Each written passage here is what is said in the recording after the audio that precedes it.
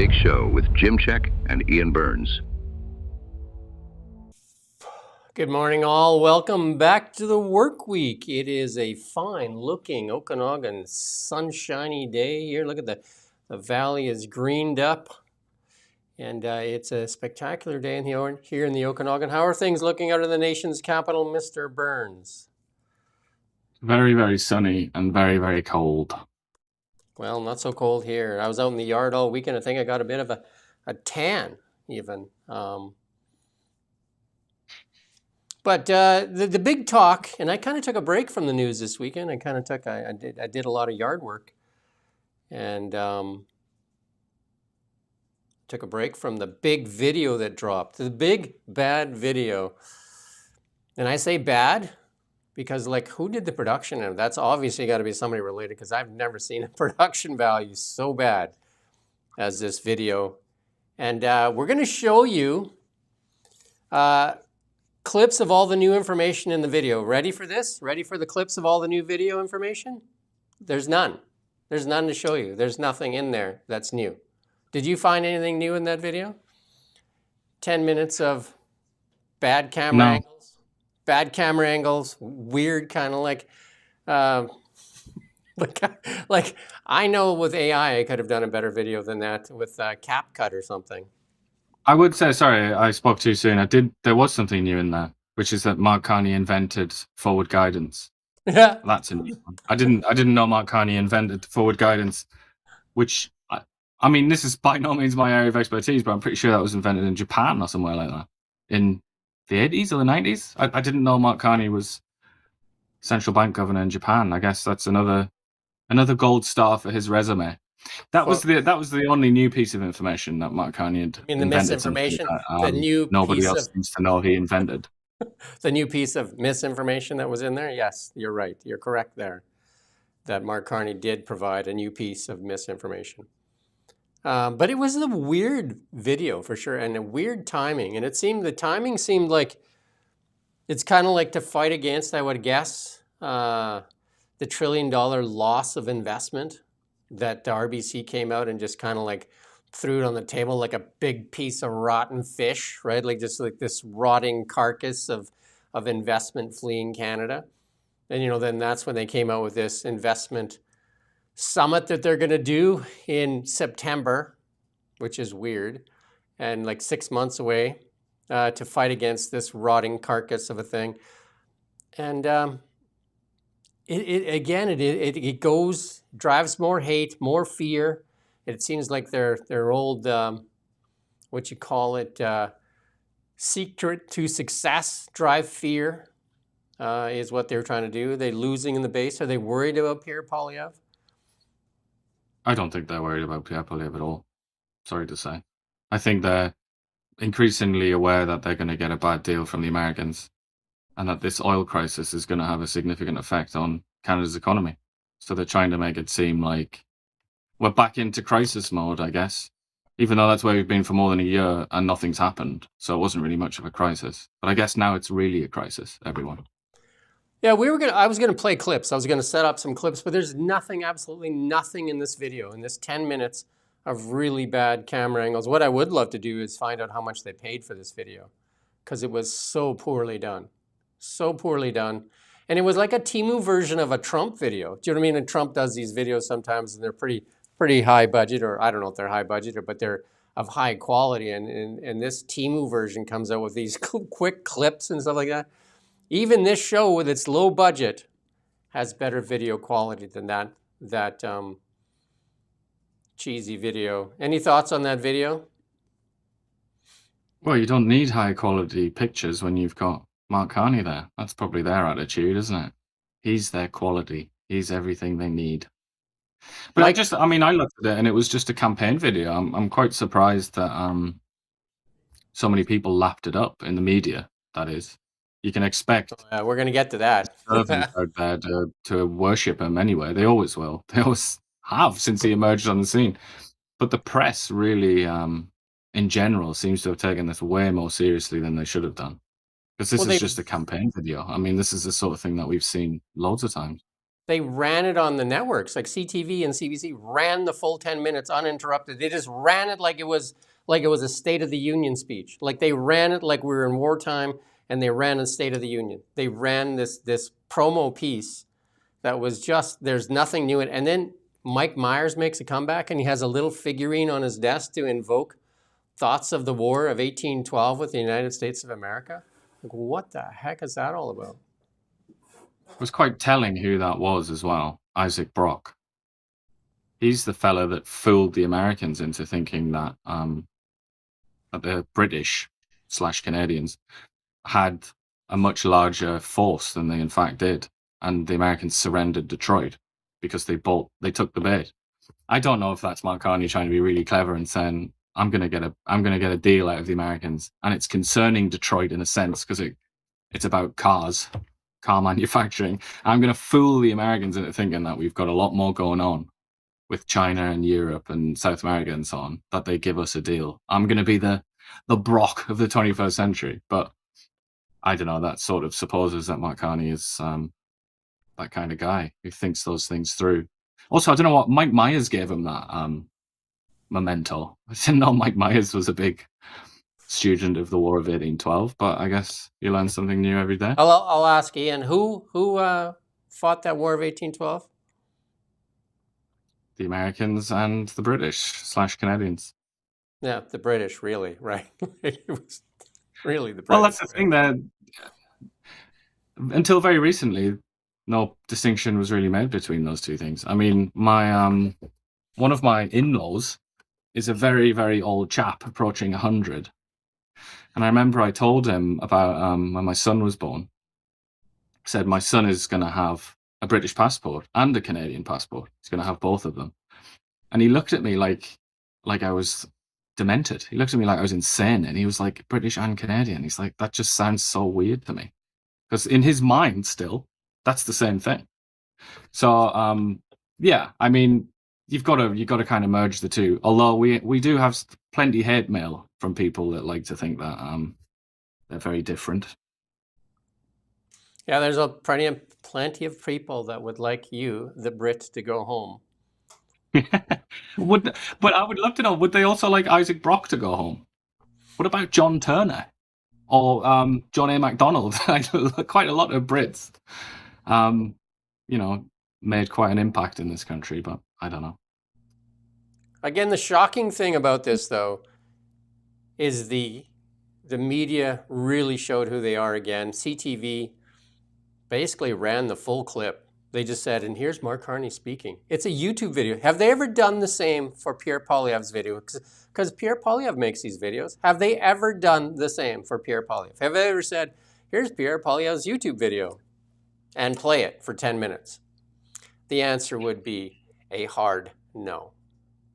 But Mark Carney speaks, and they run it verbatim. Mark Carney's picking sausage rolls in a deli in northern British Columbia, and they run it for 3.5 minutes with a room full of reporters just before he's about to leave to China, and not one question uttered as he picks sausage rolls out for the media. The media in Canada, this mainstream media, is far worse than compromised, and they show it and illustrate themselves to be that almost every day. And we aren't even going to show clips from an amazing video that everybody should watch. Everybody should go. I mean, I say everybody. If you've got like 20 minutes to throw away, go on CPAC, go on their YouTube page and watch. I can't remember what the name of the video is, but it's like Robert Fife and all that lot. Tonda McCharles, all these people, all the correspondence. I think that's what it's called. Like Hill correspondence video thing. Just watch that and just listen. Just inhale.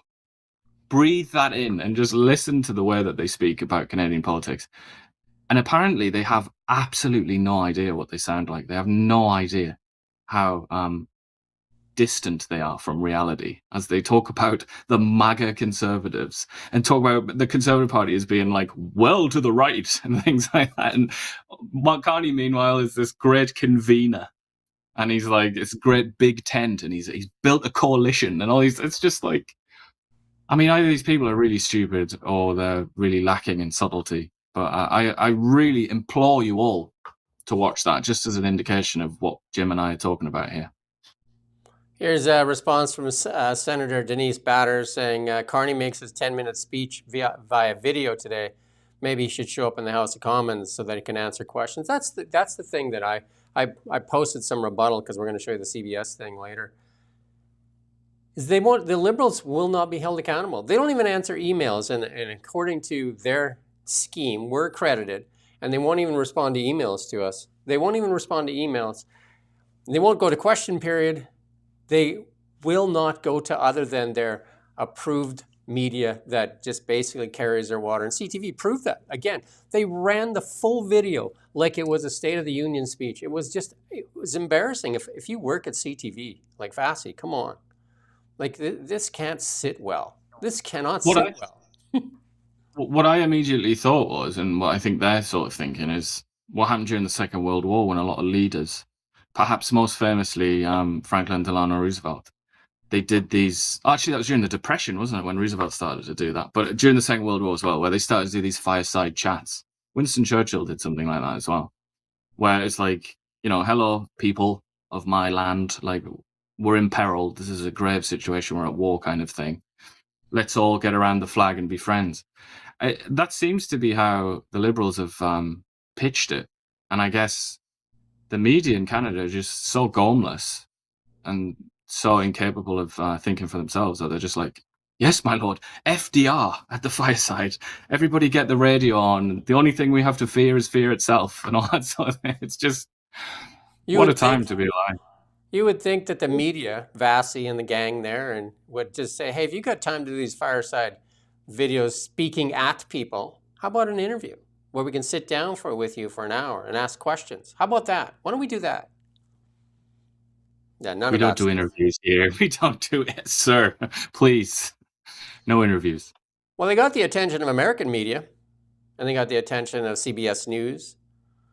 I asked CBS News in my response to CBS News if they could offer some help here in Canada to free the media here in Canada, because we are not a free and independent media. The independent ones are being choked off, and the other ones being the select media being provided access and doing everything they can to prop up this government. That is not a free and independent media. Can you put up the CBS News tweet there? There we go. Also, can we just concentrate a little bit on how insane that is? You were saying there's nothing original in there other than him falsely claiming to have invented, or he used the word developed, forward guidance. Did he say Bank of Canada? Wherever he said, anyway. It didn't happen anyway, whatever he said. But other than that, that was the only new idea in there, a false claim. But the main thing that you take away from it is this, what CBS is focused on here, which is that ties to the United States represent a weakness that must be corrected. Just want to kind of draw attention to that and just how mad that really is. How crazy that actually is. I mean, where do you start? Our economy is obviously dependent on them. Always will be, by the way. Yep, get the globe out. Our security is dependent on them. Always will be, by the way. Unless we're going to get nuclear missiles, unless we're going to get a nuclear trident, which when I said this a few months ago, people were like angry and almost confused that I would even say that. That's the only possible way Canada could defend its landmass. The population isn't big enough. The economy isn't big enough to defend this landmass. It's America that is necessary to defend the Canadian landmass. And just everything else. And as we've learned, and I was rabbiting on about this many months ago, but look at the Strait of Hormuz now, where freedom of navigation has been denied for whatever it is now, a couple of months. I was talking about that ages ago, and I don't mean to pat myself on the back. People have been talking about this for decades. But Canada only has, to the extent that Canada has freedom of navigation anywhere, including across the Pacific Ocean, to those East Asian economies that we're so ambitious about, so optimistic about. We only have that because of something called the United States Navy. We don't have it otherwise. And we couldn't really have it either, because it would take a hell of a navy to guarantee freedom of navigation, especially if a country that might deny you that freedom is the United States, whose navy is bigger than every other navy combined, or better than every other navy combined. So yeah, the idea that that's a weakness, I mean, that is just an astonishing claim, and an astonishingly inaccurate claim, like so many claims made by Mark Carney. Any other country that would get this luck of geography would say it is their biggest strength. It's only the liberals that portray it as the greatest weakness. Isn't that weird? That's just mind-boggling. So it is our greatest strength. We're next door to the world's largest economy, the world's largest consumer economy, bar none. It is the world's largest consumer economy. It is the world's currency. It is the military might that we rest comfortably every night underneath of. And 75 to 80% of our trade goes south. And it is our greatest weakness. And they sell this, and people eat it up. Buy a globe. Buy a globe. For any of your friends that are still buying into this stuff, buy a globe and show them what the globe looks like. Because you can't move it. Like anybody else would trade places with us. It's just ridiculous. It's absolutely ridiculous. Well, just look at the other country that is in the same position as us, Mexico. They base their entire national strategy on that fact. But they're next door to the United States, like their economy, everything. I mean, even their black economy, like the drugs, it's all about America, isn't it? Because they recognize the obvious fact that you just pointed out. You know, we're going to talk, I guess, or maybe we're not, but there's this talk about the Mercosur thing, the South American countries. Yep. All of those economies combined, it's something like 3 trillion, I think, represents something like $3 trillion. So that's 10% of the United States. That's the size of the American economy. It is absolutely gigantic. It's enormous. To think that we would try and turn our backs on that, or it's not even that, is it? It's like play silly buggers and pretend that it's like a weakness. That is just practice, isn't it? When we get enough budget, it'll be great if we can start putting up some of these things. Because here, greatest strengths and assets that we have. One of the greatest strengths and assets we have is our proximity to the United States of America. We covered that. Liberal government, Mark Carney and the Liberal government portray it as the great weakness. No, stay where you are. And then one of our greatest assets and our greatest contributor to our GDP and export is oil and gas. And we fight that and choke it almost every day. And we're going to show you some of that where some companies now, large U.S. oil companies, are choosing Venezuela over Canada. And we're not making this stuff up. It's coming up here right away. So our greatest assets are being portrayed by the liberals as our greatest weaknesses. Why? Like, it doesn't make any sense. And it's not both tied to the United States, because the oil should go to the Asia and into Europe. That has nothing to do with America. Actually, we're more dependent on America because we won't do that. So it's our greatest asset, our greatest export asset is our energy. We choke that ourselves. And then our greatest asset, our proximity to the United States, we choke that willingly. And Catherine Swift, who we interviewed, we need to get her back on, because Catherine Swift said it best. Even a blind cat could make better decisions. So is this intentional? And is this video here just feeding the fear machine to those people in case they're starting to say, like, what's going on? Just reinforcing their need to have fear while they continue to suppress our energy. We're going to show you lots on energy. Like, stick around. This is a really important show when it comes to energy. This is one of the most important things Canada has. And Canada should be in like blue sky country, like in heyday country right now, because of our surplus of energy, and yet we're not. We're heading for a recession. You're talking about Asia and sending our oil to Asia. Again, I'm consulting an atlas now, which is second rank, not quite a globe, because my globe is over there propping up this light. But if you look at an atlas, or indeed a globe, and you look at where we would sell all this stuff, we would have to go, unless we were going to like Tokyo, we would have to go to a place called the East China Sea, and also the South China Sea, and maybe even something called the Strait of Malacca. But almost certainly the Taiwan Strait and the East China Sea and the South China Sea. You may have heard in the news in the last 60 years or something like that the Chinese quite want the East China Sea and the South China Sea. Well, they think they have it anyway. They want to assert ownership of it, and also the island of Taiwan. You know, if you think Hormuz has been problematic as it's been closed, imagine if the Chinese did something like that in the East China Sea and the Taiwan Strait. you think is Canada gonna send the Coast Guard to go and clear out the People's Liberation Navy or whatever the hell they call it? Do you know what I mean? And then there's also another country there. You might have noticed that we have to cross another country or go very close to another country to get down to Asia. That country being Russia, which has a Pacific fleet, such as it is. I mean, it's not up to much, but it's a lot better than Canada's fleet. You know, if the Americans said, we're not going to guarantee freedom of navigation for you anymore, Canada, we're just going to do it for ourselves, then what? Then who we're going to sell oil to? You know, is it going to be Asia? What if the Americans do that and say you can only sell it to us? You can only sell your oil to us, and at 50% of the price we're giving you now. What are we going to do? Seriously, are we going to build a world-beaten navy? Are we going to build a blue water navy and go and impose our will on the Chinese and the Russians? I don't think so. This whole idea that the Liberals are putting out there, which they know is fake anyway. Any of them that have ever thought for more than an hour about this subject know it's a lot of bollocks. But this idea that they're putting out there that Canada has like absolute autonomy, and it's just a matter of going out there and being enterprising, getting a bit of gumption, and then we can get away from the Americans. That is complete nonsense, because the Americans, as Donald Trump said, have all the cards. They quite literally do have all the cards, and you might as well face reality on that.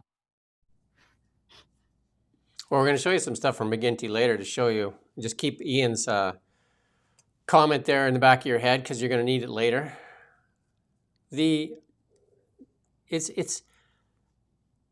I could understand it if he made that speech and he was actually trying to get our energy to market, but they're not. 13 months in, we've got nowhere. We've absolutely got nowhere. If anything, we're trying to kibosh, and we're going to show you some stuff in a couple minutes here on this as well. But the truth of the matter is, this is what's happening. The impacts of these tariffs and this lack of a deal are really hurting Canada. And Mexico stands to benefit hugely in this, because Mexico is going to be their primary partner where it used to be Canada. Mexico is going to win. Canada is going to lose in this deal. Mexico stands to win huge in this. They've kept their mouth shut, and they've just continued on, and they've let Canada willingly, I don't know if it's ego or it's intentional or what the reason is, because it goes against basic logic, though. It goes against basic logic. And it just blows me away that the 500,000 auto workers in Ontario are not basically rising up and saying, what is going on, Doug? What is happening here in Canada?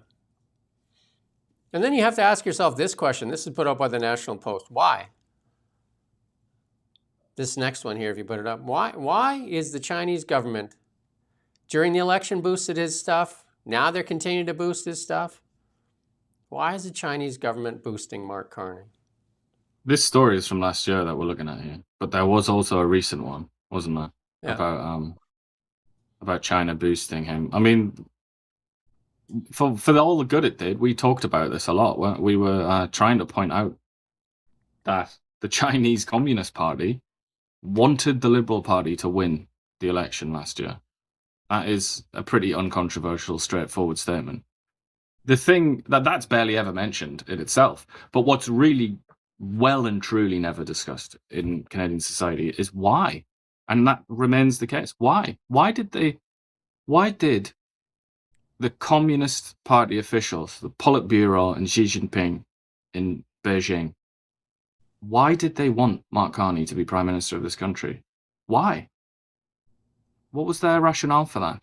Shouldn't we be very, very curious about that as well, you know? But apparently, no, we're not. We're not even a little bit bothered. It just happened. One of those things, isn't it?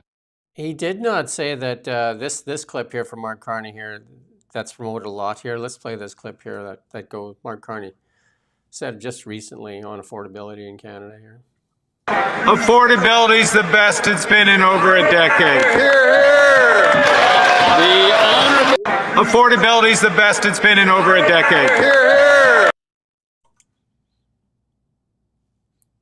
He didn't mention that in this speech last night, but here's Wayne Long, the Conor McGregor fan. Conor McGregor now playing for the Oilers, I believe. Maybe he's in the playoffs, Conor McGregor. I guess he could add some toughness to the lineup. But Vassy asked him with this question, affordability, and listen how he I don't know what's with his neck. Like, what is going on with Wayne there? Let's watch this. 3 weeks ago, the Prime Minister in question period said about Canada, affordability is the best it's been in over a decade. Do you know anybody who feels that way? I mean, Vashi, I think that we all know, we're all MPs from coast to coast to coast understand that affordability is a challenge. I don't think that, if you go back to the COVID times when inflation went, prices rose with it. Inflation's come down, obviously, within targeted numbers, but prices haven't come down. So, we know Canadians are feeling the pinch, and I think it's incumbent on us as a government to act. I mean, as you know, we recently announced the groceries and essentials benefit that will put up to $1,400 in the pockets of working families this year. $1,250 per year for the next 4 years after that. That's good. So, we play this clip. Play that next clip there, because that's the answer that we heard there. Affordability. Do you know anybody that believes that? Wayne. We're all MPs. We're making good money. So for us, we're all making 220 grand a year. We're all MPs. Yeah, I know. I know what it is. Play it. Please play it. I know what it is. Okay. Recent polls have shown a fifth of Americans can't locate the U.S. on a world map. Why do you think this is? I personally believe that U.S. Americans are unable to do so because some people out there in our nation don't have maps, and I believe that our education, such as in South Africa and the Iraq, everywhere such as, and I believe that they should, our education over here in the U.S. should help the U.S. or should help South Africa and should help the Iraq and the Asian countries, so we will be able to build up our future for our children. Thank you very much. She's got Liberal minister written all over her. She could literally be the deputy finance or the finance minister, deputy minister. Heck, she makes Lena Diab look smart. If instead of that waffle, if you just gave her a lexicon, so you just gave her words without any meaning attached to them, you just got her to memorize words like catalyze, dynamic, and so on, the rest of that lexicon. If you just gave her those words, but kept everything else the same and put a microphone in her face, yeah, she would sound like a Liberal minister. She would sound, one might even say, like Mark Carney. At least she's got that going for her. But this is a good piece. This is from when Mark Carney was the Bank of... I like their timeline. We should start doing that here. When he was the Bank of England governor, as they break it down, the unreliable boyfriend. Let's play this clip here. That's right. So let's take a look back at Carney's tenure, though, because he will be stepping down in March, handing over the reins to Angie Bailey, as was announced just a month ago.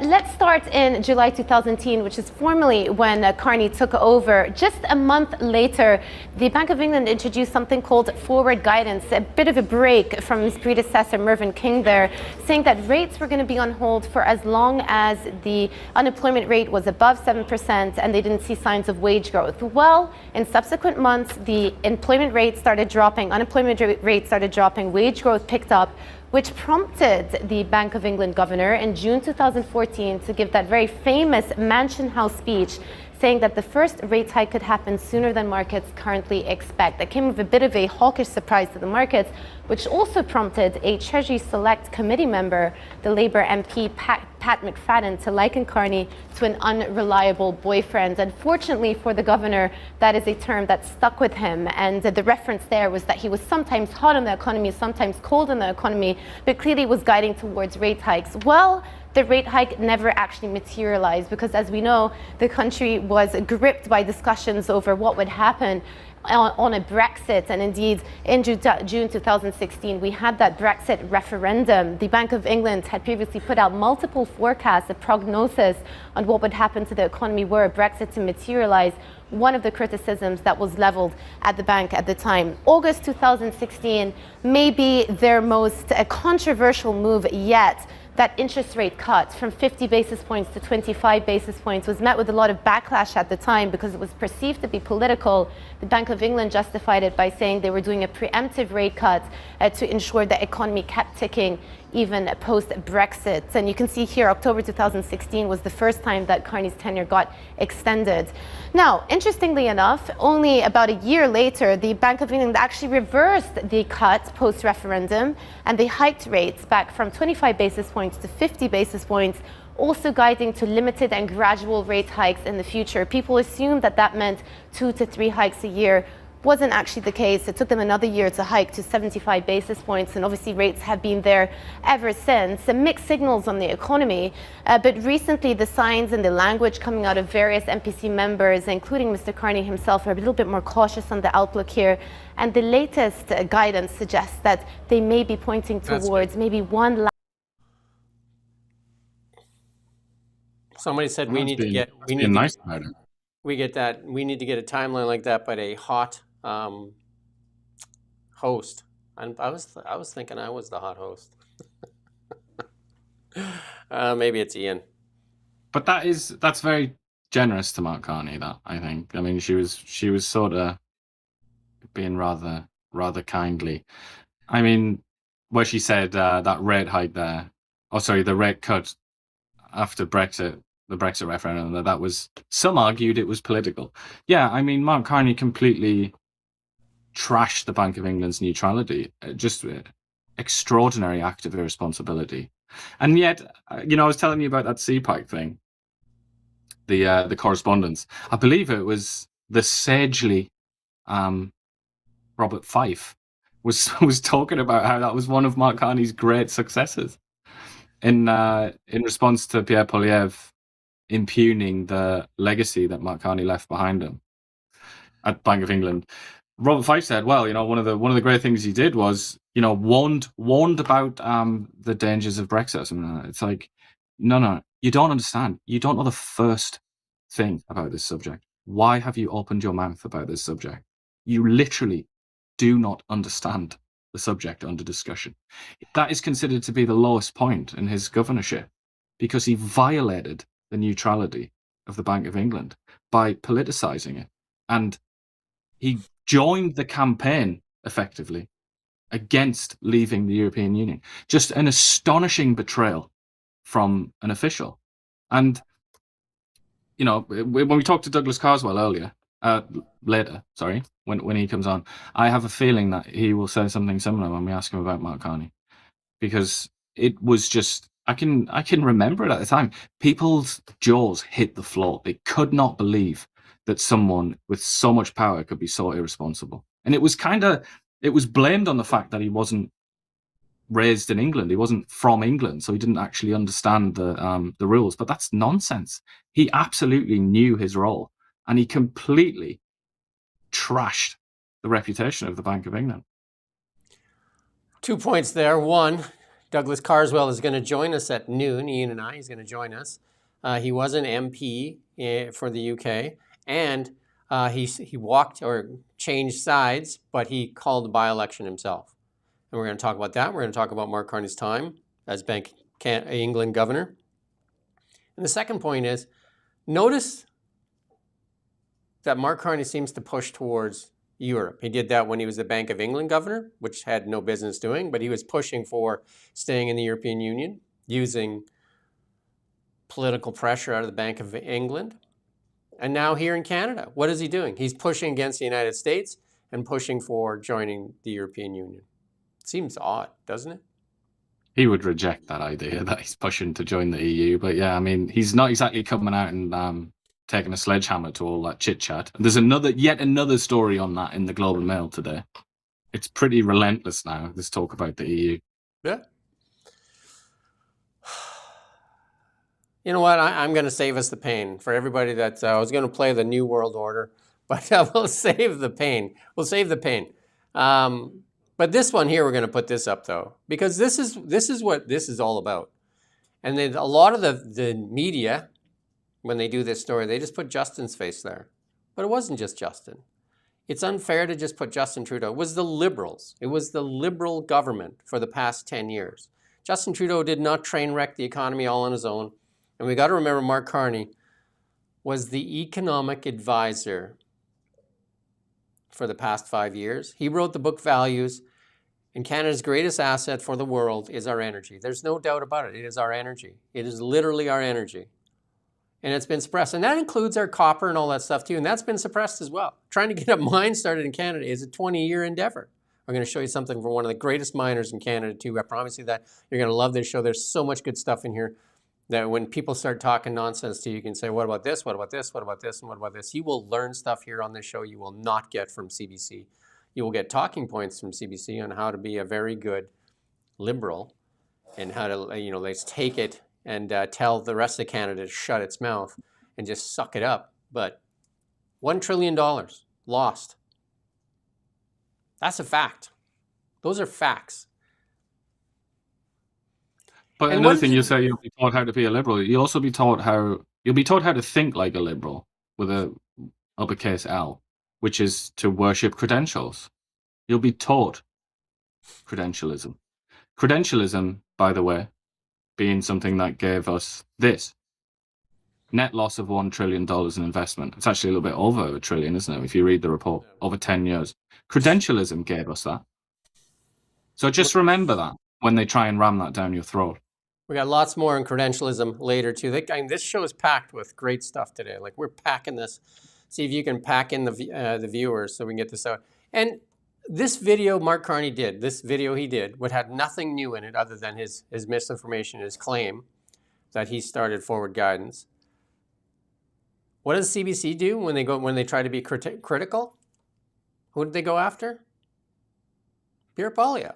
Not the video. None of the claims, and nobody even went after the false claim, which is so obvious on the forward guidance. Like that one is I developed, like that one is so obvious. It's like sticking there like a sore hammer. But listen to this here, as they go after none other than Pierre Poilievre. The issue with Monsieur Poilievre is that he constantly tries to change his tone, tries to change his approach, and we see it for a few days, maybe a few weeks, but he always goes back to his natural instincts, if I can say, the fighter side of him, working with Canadians. And I would also remind him that it's not what works with his part of his caucus, a growing part of his caucus, I would say. And so that is also the risk that, sure, there's this courting his base and going back to the basic, criticizing opposition, but more and more, that's good enough. His own caucus is sort of as Rosemary does her nod and her eye blinking there, just like, and she reaches for a sausage roll there and says, "Yep, yep, yep." And she says, she corrects herself. A growing discontent among his caucus, right? That's to say, come on over. That show I was talking about earlier, the CPAC thing, also they're all the same, really. You don't have to watch them all. That's something that makes, that's a convenience for us all. You just need to watch one because they all have the same sentiments. But that CPAC one also focused on Pierre Poilievre's nastiness and his bullying, insulting nature, apparently. And then contrasted that with none other than Mark Carney, who's apparently a great guy. Is this the same Mark Carney? I mean, maybe I really am demented and I've lost my mind, but I seem to recall Mark Carney repeatedly insulting journalists live on air. Did I just imagine that happening? Is this the same Mark Carney that insults Pierre Poilievre and refers to him as a student that knows nothing about economics and constantly tries to suggest that Pierre Poilievre's got like a worthless education and doesn't know anything? Is this the same Mark Carney who was asked a question about a report by Trevor Tombe, the economist, and he responded and said, "Oh, it doesn't matter what Trevor Tombe says because I've got loads more experience than him. I'm better than him." That Mark Carney? Because that Mark Carney's a bit of a dick, isn't he? He's a bit aggressive. He snipes, he attacks people. He's bitter, he's sour. He's quite a vicious little fellow. But I guess it's Pierre Poilievre, isn't it? He's the nasty guy, not Mark Carney, who is heroically mature and responsible, isn't he? He goes around and he smiles and he pats the little peasants on the head. Again, either I'm demented or these people inhabit a different reality. Maybe they've discovered new dimensions that I didn't know existed or something. It's odd though, like the elitism definitely favors Mark Carney. And then the people that watch CBC definitely, like, I mean, they're all in. And then the working class people seem to like Pierre Poilievre. Like here he is at this UFC fight here in Winnipeg. Watch this.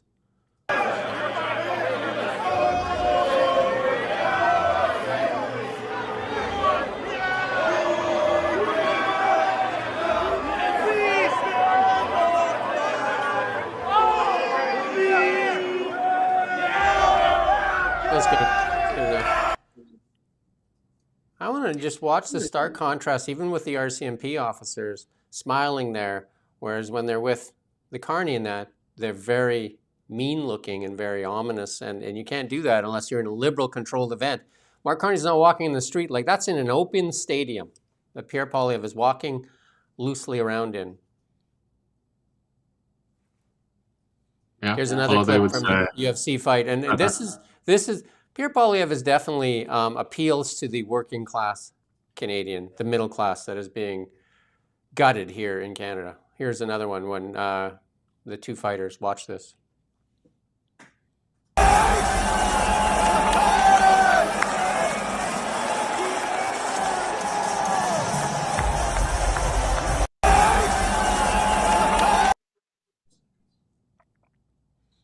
Toxic masculinity.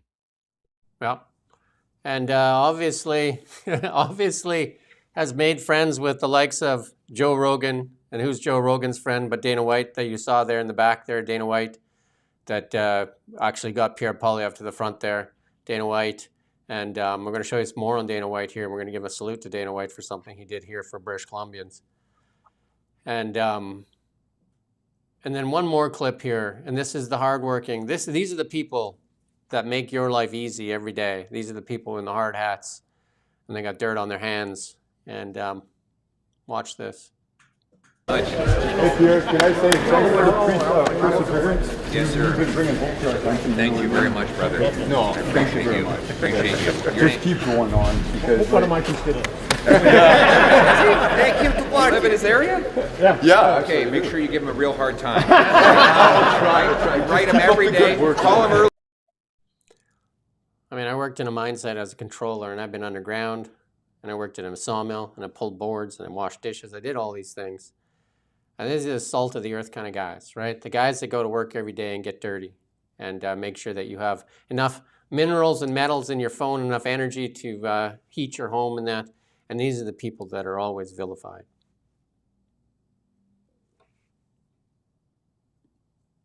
It's sad, isn't it? At the expense of people who don't do jobs quite as important as that, I would argue. I just ask people, is this Casey becoming an annoyance out there, or is he just being a fun guy? Fun guy, or is he just being a bot machine? Just let us know. No, just, there's the regulars here to let us know if it's too much. But, I mean, the stuff is so simple. Again, I could be Prime Minister for likely a day and get more done than Mark Carney and the Liberals have done in 13 months. It's so simple.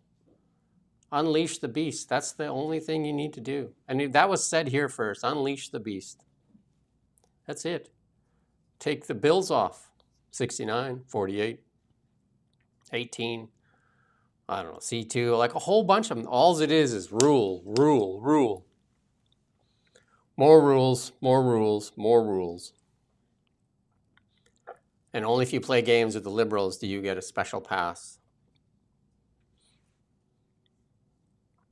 And a lot of coulds, woulds, coulds, and MOUs, and they talk about trade deals signed, but here's another deal. Canada talks with Mercosur, a bloc of South American nations that have progressed, and an agreement could be signed by the end of this year. Why could be? Doesn't Donald Trump go somewhere and signs a deal? Why are we talking about we possibly have a deal that could be signed in 8 months, according to the Brazilian official Paula Barbosa? Why does it take that long? Not even from Canada.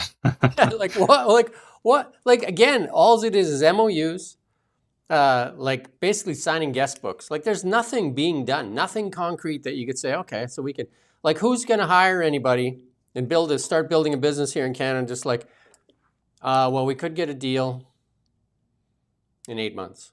Coulda, woulda, shoulda. But it's also, it's not a particularly big consumer market. No. Really. As It's I said, a selling market. its economy, the economy of this trade bloc, which includes Brazil, Argentina, and Peru, I think, is in there, Chile, countries in South America, yeah. Its GDP is not that different from Canada's. It's not a particularly large economy. So the idea that, whatever, like it's all right, isn't it? It's not like it's better than a slap in the face. But then you got to think as well, one of their, particularly Brazil and Argentina, the two like powerhouses of that bloc, their products, or like the things that they export, there's quite a bit of, there are a lot of clashes between Canada and those countries, particularly in agriculture. Argentina's like a serious agricultural superpower. It's a really important economy for the agricultural market. Do you think that we're likely, given how much power, like for example the dairy chaps, our great friends in dairy HQ, given how much power they have, do you think the rest of Canadian agriculture, do you think they're going to accept like much cheaper Argentinian produce, or Brazilian for that matter? Like, I'm not so sure. It's going to be, I don't think this is just going to be like win-win. Like, there are always concessions when you make a trade deal. It would be win-win for the consumer if we could get Argentine beef, like much lower cost. That's not how things work in Canada, is it? It's not about the consumer. It's about the groups that have organized themselves and defend their little patch, and they want to defend their prices, like expensive milk, for example. Yeah.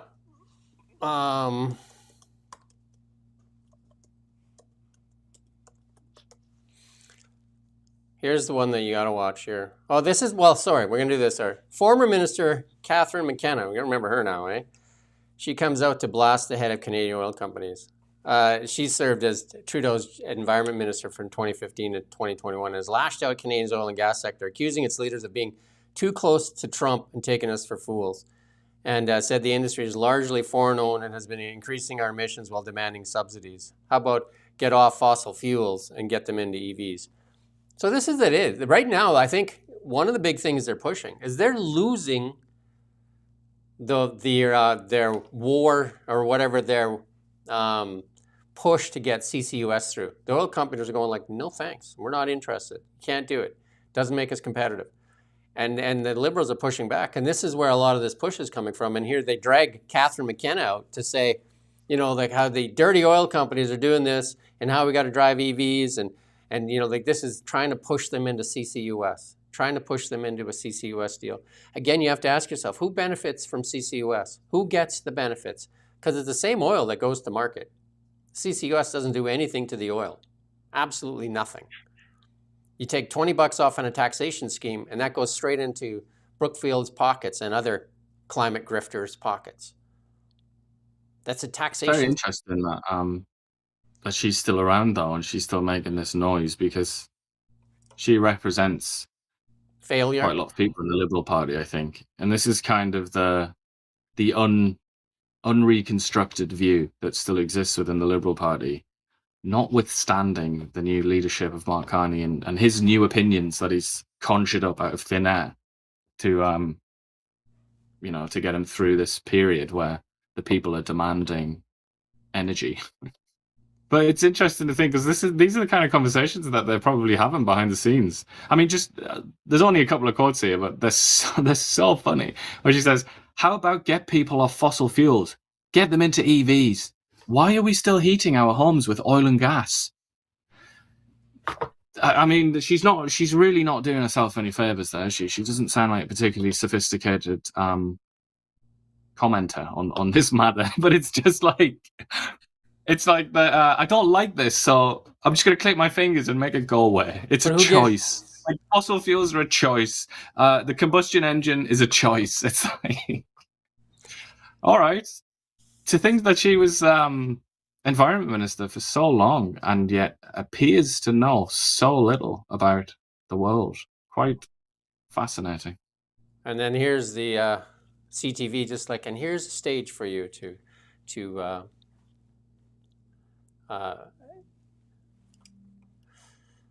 speak to the public and tell them how terrible they are. And whoever's using cap locks all the time, user, whatever, user, they don't use cap locks for everything. It's just so tough to read. Even if you don't cap lock, it's hard for us to even read it sometimes when we're trying to. It's also self-discrediting. You're discrediting yourself. No one's going to read what you write. Shannon Stubbs here put this out here. This is an energy expert here. Listen to what she's saying. And I mean, it's obvious. It's like anybody that has like a couple of IQ points to rub together can make this connection. But apparently, if you're Catherine McKenna, you're short those couple of IQ points. Listen up.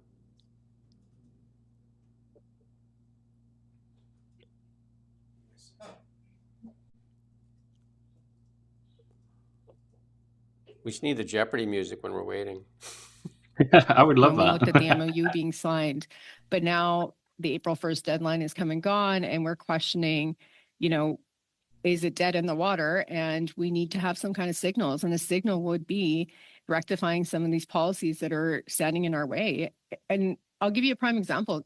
Last week, I was part of a meeting in the United States, and a large energy producing company said, look, we're not even looking at Canada right now. And even though our companies presented that we had the lowest emissions on LNG, it's our policy regulations that are making it unstable and not profitable for companies to come in and invest in us. So to hear that today in 2026, that is extremely disheartening. What? What? What do the Liberals hear when they hear that? What do they hear when they hear that?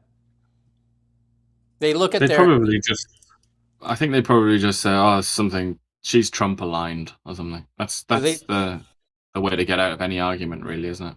Reminds me of that commercial where they're saying the guy's asking for ideas on how to sell more CDs. And the one guy says, well, what if we just put them online? He looks at him and says, well, how are we going to sell more CDs if we put it online? I mean, that's the same thing. Like, how are we going to get the oil companies to pay for CCUS? That's all they know. How do we get more CCUS? How do we get more CCUS? It's not about what's good for Canada. It's not what's good for the Canadian economy. It's not good what's for the average taxpayer in this nation. Look at the actions and look who they benefit. Most of the policies benefit the few.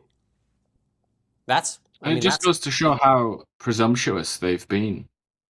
They've presumed that oil companies or energy companies will be here come what may, like, and that Canada dictates the terms, and they've presumed that they can just attach anything that they want to these companies, anything at all, and they'll still do it. But that is not the case, is it? That's not turned out to be true. Yeah, Chevron. This is the big one. This is the punch in the face. This is the absolute punch in the face. Chevron and Shell to sign agreements for oil and gas areas of Venezuela. Again, come to the really big show. We'll tell you the future. We've been telling you this is going to happen ever since Trump did the Venezuelan thing. Said that the American companies will go to Venezuela before they will come to Canada to invest.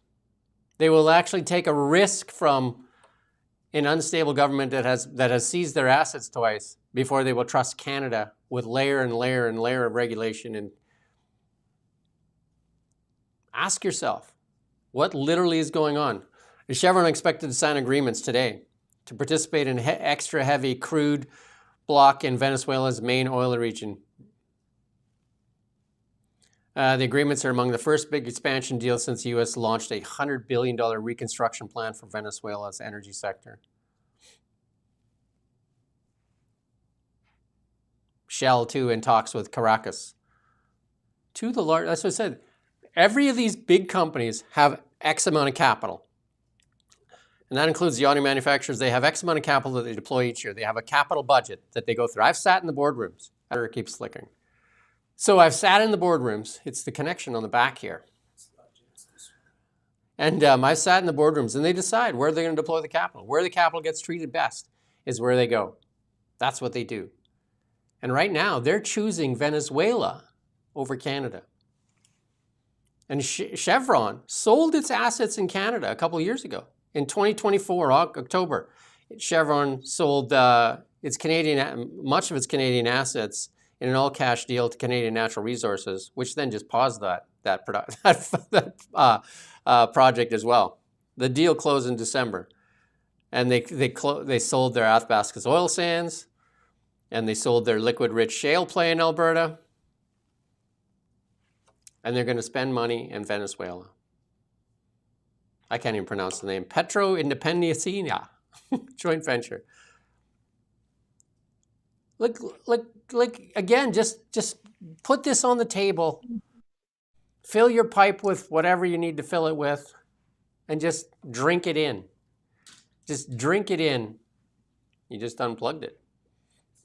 Anyway, we're having some tech difficulties. Again, if we had a budget, we could get a monitor that worked all the time. But it's working now. But drink that in. Chevron sees Venezuela as more stable than Canada. But also Trinidad and Tobago is mentioned here as well, which is having a real sort of bonanza right now, isn't it? But Trinidad and Tobago is, has a quite high levels of violence. It's not particularly safe or stable country. And Guyana is also another one that people have got their eyes on.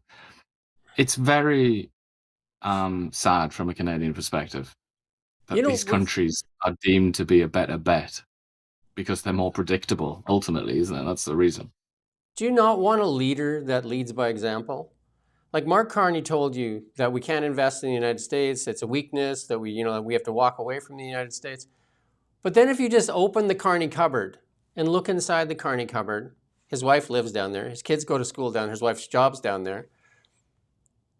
93% of his investments are in the United States. Brookfield does most of its work. Brookfield moved its head office there. Brookfield and Cameco, through Westinghouse, are building 8 nuclear reactors in the United States. Why doesn't he show example? Why doesn't he say, okay, we're not going to build nuclear reactors in the United States, we're going to build them in Canada? Because Brookfield and Cameco only have so much time. So you have time and capital, right? Those are the two things that you have to work with, right? Time and capital. And if you deploy all your time and capital to the United States, there's nothing left to deploy here in Canada, is there? And Brookfield, Mark Carney has shown no leading by example. He hasn't sold all his assets because he hasn't sold his assets and moved them into Canadian companies, has he? He hasn't said Brookfield is going to move its production stuff to Canada, like he'd stop the Cameco and build these nuclear reactors in Canada. His wife hasn't moved back to Canada. His kids haven't moved back to Canada. So why do you listen to him tell you how the United States, it's over? It's not over for him. It's not over for Justin Trudeau either, is it? Justin Trudeau, they're spending much of his time down in the United States with his girlfriend who's now in trouble with the law. It's America for me, but not for thee. That's their philosophy, isn't it? Thank you to Brisbois for the contribution to independent media. But why not? Like, if he had the courage, he would sit down with media, and then that would be the question. If he said all those things, Iain and I would say, then why don't you lead by example? Why are all your assets in the United States? Why is Brookfield doing all that work in the United States building nuclear reactors? Where is the work being done here in Canada? Those are questions. Those are valid questions. Why not clear up all the Chinese conflicts of interest? Why not just let us know what's going on here? Why are the Chinese government? Look, there's so many questions that are unanswered. Unanswered questions. Why is Chevron investing in Venezuela before Canada? That's a big question. Chevron's one of the bigger oil companies, They're not like a small rinky-dink outfit. It's not like Bob and Jim and Ian's oil exploration company. Here's Secretary Wright. I mean, this guy speaks clearly. Tim Hodgson, not so much. Tim Hodgson, this is Tim Hodgson's counterpart. Listen. The United States produces more oil than we consume. We're a net exporter of oil to the world, and we're by far and away the world's largest net exporter of natural gas. We definitely want energy from everywhere we can get it. We're driving nuclear forward in the Trump administration. But in the last 20 years, the world spent $10 trillion on wind, solar, and batteries. It hasn't made it to 3% of global energy, and it's just driven up prices. The United States. That's good. We're going to show you some stuff on solar and wind here in the next little bit as well. But look at all the money that's been invested in solar and wind. It's been a disaster. I'm not saying that it's not good, but I'm just saying, like, relying on them for base load and expecting people to heat their homes with it and that. We've seen it in the territories. We've seen it in England. Iain experienced it personally. Well, we've seen it also in Germany with Energiewende, which has been a colossal disaster. Here's the map one should look at. Again, print this one out, stick it on your wall. That's where the money is. I love how Alberta is literally just oil. like it actually it basically follows the border, doesn't it? This is the one that most Albertans are going to pin to the fridge.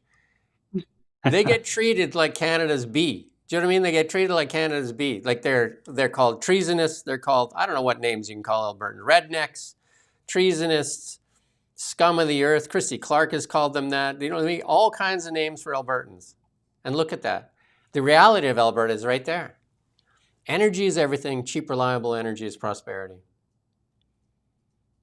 What's that? And yeah, look at that map. And the first commercial oil well in North America was in, drumroll, Ontario. God damn it. But Ontario's just got nothing. But it's quite interesting how that developed. But yeah, Pennsylvania as well. You can see it there, can't you? The Pennsylvania and Ohio and whatnot. They have quite a good endowment there. Print this off. Stick it on your fridge. And every time you want to treat Alberta like crap, turn your heat off for the night in the winter, because refuse to use their energy. Refuse it. Just absolutely refuse it. Those dirty Albertans. And don't use your car, right?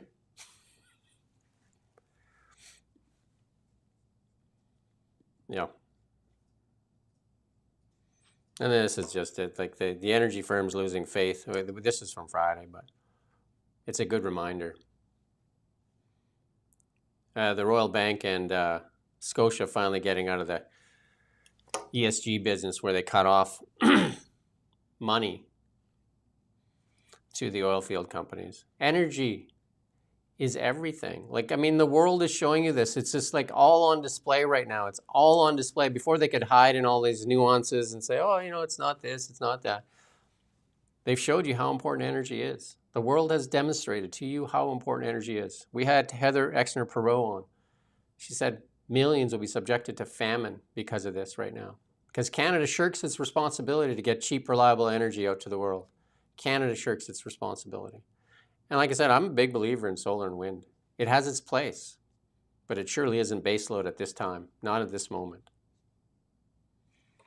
There's on that subject of famine and everything, there's quite an interesting article it was at the weekend in the Financial Times. It's like one of their weekend essays. And it's a chap talking about that. And the reason is that, I mean, he's got a particular slant on it. He's a rather tendentious chap himself, but whatever. But he's talking about fertilizer and the green revolution, you know, and the fact that we rely on fossil fuels to produce fertilizer, to produce yields big enough from crops to feed the planet. So if you look at the Middle East there, you look at Saudi and the UAE and all those countries that are affected by this, they can't get their fertilizer out to the world to fertilize the fields in India and Africa and wherever else. And that is, you know, as she said, Heather Exner-Perot, that is an area where we're already pretty good here in Canada, but we could certainly be better. We could have done things like that. But instead, we're looking at a story here of two of Canada's biggest banks instituting a sanctions regime against that industry in Canada. A sanctions regime, like the sort of thing that you would do to, you know, a cartel, a Mexican drug cartel, or Kim Jong-un, or something like that. that sanctions regime was applied to oil and gas companies that produce, among many other things, fertilizer, which keeps people alive in places like India and all across Africa. We do thank everybody that comes here. We've been over 1,000 for quite a bit here now. Thank you for coming here. And if you could share this far and wide, imagine if most people woke up in the morning and watched this as opposed to the CBC, what a different world we have, because knowledge is power. And we're trying to bring you the truth. Some people aren't ready for the truth. Some people fight against the truth. But the truth is that. I mean, it's there. It's just been buried underneath the CBC, CTV, global, CP kind of like narrative that just pushes down those stories, because they're not going to show you that stuff on CBC. They don't want you to see it. They don't want you to see that. They want you to see issues that cause you to go rage. They want you to do the divisive issues. It's odd that all these big stories that are broke, like RBC, Scotiabank pushing back against the net zero narrative, the $1 trillion leak investments, what do they push on? Poilievre, is he electable? That's what they push on, right? That's weird, isn't it? It's kind of odd.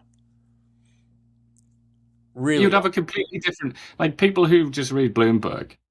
And again, we talk about Bloomberg quite a lot, but I think that's because Bloomberg pay more attention to Canada than the market's tougher to lie, Times. Right? But if you just read Bloomberg, you totally ignored CBC and all the rest of that, downstream garbage, and you just read business news and economic news in Bloomberg, you'd have a completely different perspective on Canadian reality, wouldn't you?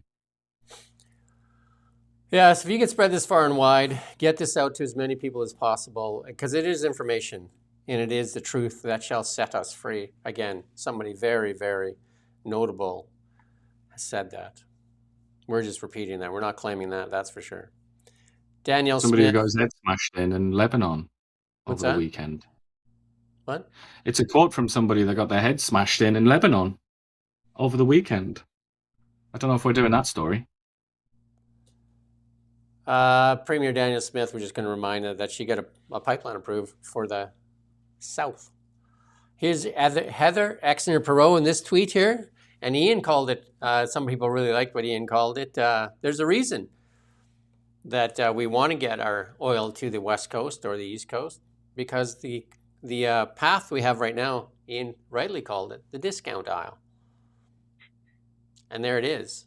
It shows you the bottom of the barrel, Western Canadian Select. Why?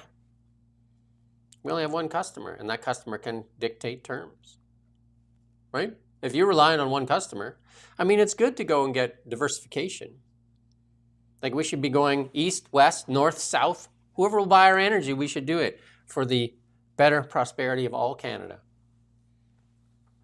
And this is the only one that got done.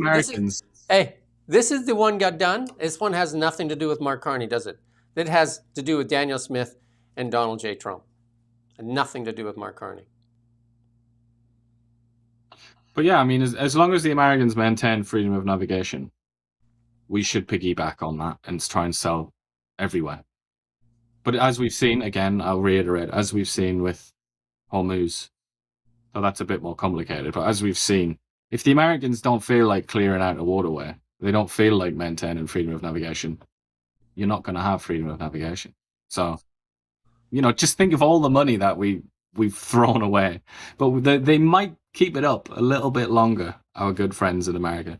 And Xi Jinping might delay his annexation of Taiwan just a little bit. So we should really get it out there, sell as much as we possibly can until that eventuality. Put back the other slide of Danielle Smith. This one needs to be driven home. So Mark Carney has been holding up the process to get a pipeline approved east or west. So Danielle Smith has been working the phones and that and going down to the United States. And she got a deal, and Donald Trump signed the deal to get another pipeline going south. This will mean billions of dollars for Alberta and Canadians. Nothing to do with Mark Carney. This is maybe the reason that they brought Catherine McKenna out, because they didn't like that Danielle Smith went ahead and did a deal on her own.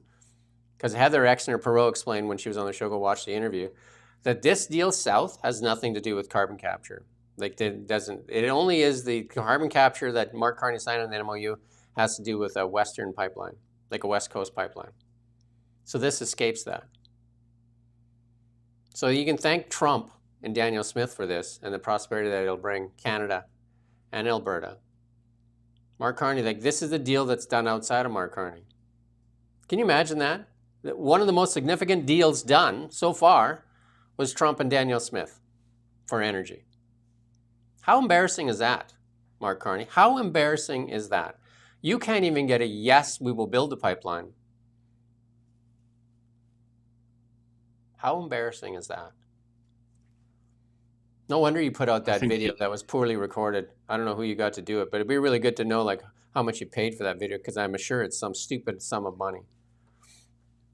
He doesn't strike me as somebody that feels embarrassment. I would say. So no, I don't think he's embarrassed. Here's a former Bank of Canada Governor Stephen Poloz here telling Vasi Kapelas. Doesn't look like Vasi Kapelas, but anyway. It's not Vasi, but anyway, here we go. A former Bank of Canada governor is predicting Canada has about a 30% chance of falling into a recession amid the growing global economic pressures. Canada may get a little bit luckier than others because we're a big producer and net exporter of oil. That doesn't mean we can just suddenly walk away and not have a recession with everybody else, but it means it's mitigated by the revenue flows from the oil. But within Canada, we'd be a case with our head in the oven, our feet in the freezer. Very, big divergences across sectors, households versus companies, regions, etc. Those comments coming as uncertainty over the conflict in the Middle East led the International Monetary Fund this week. That's good. It's all about energy, man. It's all about energy. How does our good friend, the wise woman, Galadriel, if Mark Carney is Gandalf, then she's Galadriel, Catherine McKenna. How does she process that one? Because in her universe, it's the taxpayers that subsidize the oil companies, which are foreign owned anyway, and then give their money to Donald Trump. That's how she sketched it out. So what's going on with Poloz here? Has he lost his mind? Does he just know nothing about economics or something like that? Or what? Because I don't get this. How can our oil companies shield us from a global recession during an energy crisis, but at the same time we subsidize them and then they give all the money, all the profits to Donald Trump? Real head scratcher, that one. He'll be next to us banging rocks. Definitely. Environmental crimes, because we're going to the environmental crimes camp, aren't we? That's our camp. There's going to be lots of other camps. Catherine McKenna and Stephen Guilbeault will be our instructors. Justin Trudeau will zoom in every now and then while he's cuddling with Katy I'm Perry. so excited for you at Environmental Camp 5. I wish I was there. This should have been our lead story, but it wasn't. Inflation rises to 2.4 in March as fuel and food prices surge. What? I thought energy didn't have anything to do with inflation. Isn't that what they told us? Carbon tax didn't inflect inflation? Isn't that what they said? Industrial carbon tax doesn't. Zero. Do we have Julie around? Is Julie there on a hot button? That studies show that there we the go. industrial How much does carbon it affect the price price of fuel? Zero. There we go. Look at those mad eyes. Zero. Julie, you're wrong again. Wrong again. Canada's inflation rate climbed to 2.4, largely driven by sharp increase in fuel prices. What? How is that, Julie? How is that? I think the world must be a real mystery to a lot of these people. Like they just open a newspaper and they look at the these statistics like, what? But we subsidize the oil. Oil's evil. What's happening here? Then I guess they just throw it away and watch that video again. So food, look at that. So food inflation, obviously the biggest driver in Canada. So what's the deal in Canada? Like diesel sitting over $2 a liter and Carney has shaved off 4 cents off of it. How do we move our food around here in Canada? All right, tractors, trains, and transport trucks. All of which burn. Is it electricity, Catherine McKenna? What are they burning? Solar panels, isn't it? Solar panels? They burn solar panels. That's how they do it. That's how you get the tractor going. Or is it cabbage? Do we have the beaver? Maybe it's the cabbage beaver. Maybe they're just burning cabbage leaves. Like we have to put this up because it's so ludicrous that it's energy, literally energy. You know what that beaver is eating right now? Energy. To him, cabbage is energy. To us, cabbage doesn't really do much for the transport trucks. You can jam as much cabbage as you want in those tanks. It's not going anywhere. What about biodiesel? Come on. Well, you can jam the beaver in there, maybe.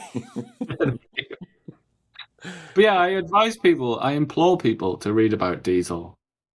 It's not just like, it's not just a choice. It's like, oh no, I'm a diesel chap. It's like, it has a very important role. I mean, its role is just gigantic. Like we've said before, it is the difference between life and death for huge numbers of people on this planet.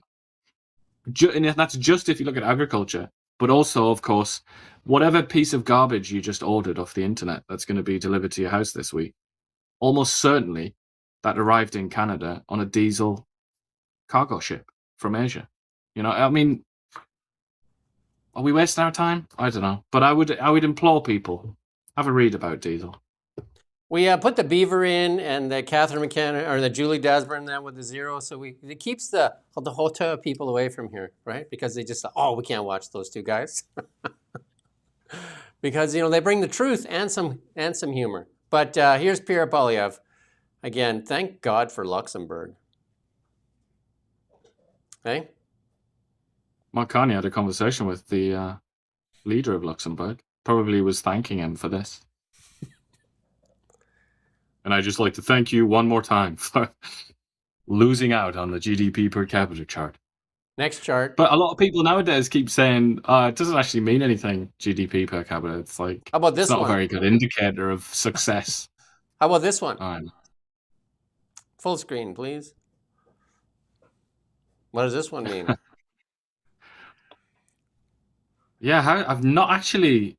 Usually, I'm familiar with the arguments of the liberals or liberal apologists. I'm usually familiar because I just to satisfy my own curiosity, I sort of seek that out. But I don't know what their argument is to explain this. I don't know what the counter argument is. Maybe because if you look at where it starts to go down, maybe they would blame Stephen Harper, and that would explain it all. I don't know. I don't know what how they're going to explain this one. If you take the chart and flip it like 180, it looks pretty good. Yeah. True. I'd also say about Stephen Harper there, you can see he's just about, during the Harper times, goes down, but it's just about, like, it's thinking about going back. And it's not that big of a gap. And then it's 2015, isn't it? That's when it's like, all right. So we showed you that last week, the charts of John Deere and Caterpillar. And that the American economy is about to boom because when they start selling cats, big kitty cats, and John Deere's, that means they're scratching the dirt. And they're scratching the dirt, that means they're building things. And they're not doing that here in Canada. Who's investing in Canada? We're going to show you some of that provincially. We're going to show you that provincially. We're going to show you that. Lutnick, again, Lutnick says Canada has the worst strategy. I would agree with Lutnick on this, but Mexico's got to be going like this and just keep doing what you're doing. Sheinbaum must be phoning up Carney. Oh, I love the way that you keep pushing on that. Just keep doing that. Just keep egging him on, right? The way he's talking about it, though, was quite interesting. It wasn't just about how Canada sucks or whatever. There was some interesting comments where he was the most interesting comment, I think, in this interview was where he said, or whatever it was, this sit down. He said, for a long time now, we've been treating Canada and Mexico as though they were Georgia and Ohio or something like that. I can't remember the exact states, but like as if they're US states. And he says those days are over. Now, if that's true, because he went on to say there are some things Mexico does that we like, and there are some things that Canada does that we like. And he mentioned oil. Or energy, anyway. Yeah. It's like, yeah. So, it looks like what they're angling for is a kind of a deal where they get the stuff they want on their terms, and that's it. Like the rest of it is, you can join like the Europeans and everyone else and the Japanese. You're not going to have like total access to America. you can just give us the stuff we actually need from you and let's call it a day. And if that's what they're pushing for, and they're not going to budge on that, then that is quite bleak for the future of the Canadian economy. If you look at Canada's cards, like if you open up our cards and you're playing your game of cards, we have one trump card. It's called energy. It's called energy. That's the one trump card we have that we refuse to play. Because the only way we can play that card is if we do a Northern Gateway type pipeline, a West Coast pipeline or an East Coast pipeline. Because otherwise we can't play that card. We can expand TMX, but it's a marginal increase. Do you know what I mean? Like, and we haven't even done that. That should be a no-brainer. That should have been already done. So we can't even play the card.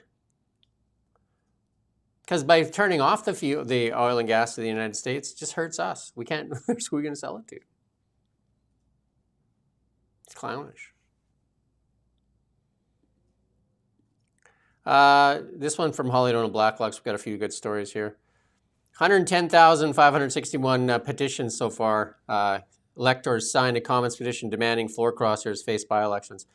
And again, reminder, at noon, we're going to have Douglas Carswell, a former UK MP, joining us to talk about floor crossing and by-elections and Mark Carney's time as Bank of England governor. It's going to be a great show. And we also have John Carpe joining us at 4 o'clock. I think it'll just be me. Iain is already in bed there at that time, enjoying a sausage roll. And Can't afford them, Matt.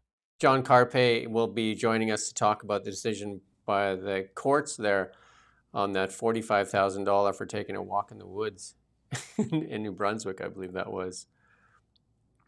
Who you interviewed him as well, didn't you? I did, yeah, I interviewed him. I can't remember his name now, right off the top of my head, but this petition closed Friday, sponsored by Conservative MP Leanne Rode. Was the first of 4 targeting defections in Parliament. I imagine what this will get. Thank you, and put it in a drawer, right? Probably won't even be discussed. Oh. Here's something interesting. This is from Blacklocks as well. Foreigners in Canada on temporary permits will number more than 2 million this year, even with quota cuts. That's what I mean. They say they're cutting back. Are they cutting back? And that's what the records show. Prime Minister Carney imposed cuts after complaining the system isn't working. Temporary residency admissions include temporary foreign workers, international students who apply and are approved to come here to Canada. Non-permanent residents include temporary foreign workers, international workers already here in Canada, as well as migrants who have come to Canada under special immigration measures. They play with the numbers. And I heard from a pretty good source here that, you know, the university here is going to have record numbers for foreign students next year, when I thought they were cutting back. So that's weird, no? So we're going to see if we can get that on the record. Again, that's just a decent source, but not on the record. So it'll be good to get that on the record. Because, you know, like remember Conestoga College had like 87% of their students were foreign students. And the guy, their professor there, raking it in at over $600,000 salary, and the college building a $250 million reserve in 1 year. Just crazy numbers, eh? Well, I would say what is undeniably true is that the population, which would otherwise shrink in this country were it not for immigration at a certain level, it did very slightly shrink, didn't it, in 2025, I believe, the whole year. So, I mean, yes, there has been a decline, but most of that, I think, was in the temporary foreign workers rather than students. But student numbers are down as well. We talked about that, didn't we? And with the Indian students no longer looking at Canada because, among other things, they're worried about the job market and the affordability crisis in Canada. So people in India are saying, I can do better than that. I'll go somewhere else. You remember that? We told you about this a while back. This is from Blacklocks as well.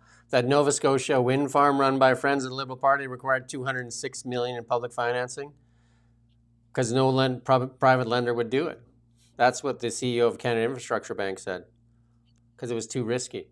But it's okay for the government to give the Liberals the money at a lower interest rate, though. Can we get that? Can you go to the bank and say, and the bank says, yeah, we're not going to lend you the money. Can we go to the Canadian Infrastructure Bank and say, can I get a cheaper loan? And then my business is kind of like stupid anyway, but hey. But they say it. They think it's it's kind of like validating what they did. The project faced unique revenue and structural risks, particularly around securing and retaining customers. What? That's an amazing, isn't that an amazing sentence? In other words, what? Yeah, the business plan was totally garbage. This is a totally like worthless business. Given these risks, given these risks, private lenders alone said they're not willing to lend the money. But hey, here comes the government of Canada, run by the Liberals right now, and just like, right, Liberal friends, all in. We'll take it. We'll take it. And we're going to give you a better interest rate because those other banks were nasty to you. I mean, this is how bad it is. Conservative. Can you imagine? I mean, what on earth is this? The private bank said it was way too stupid and it was most likely going to result in losses. So we stepped in with the taxpayers' money. It's just like, wow.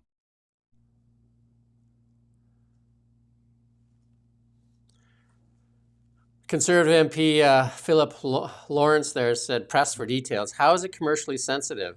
Because they don't want to release the information. Isn't it a fact that it's actually politically sensitive? Was the Canada Infrastructure Bank the first lender for the project? And then the answer is, of course, I don't recall. Isn't that your typical answer in committee or when you're being questioned by the, authorities? I have no idea.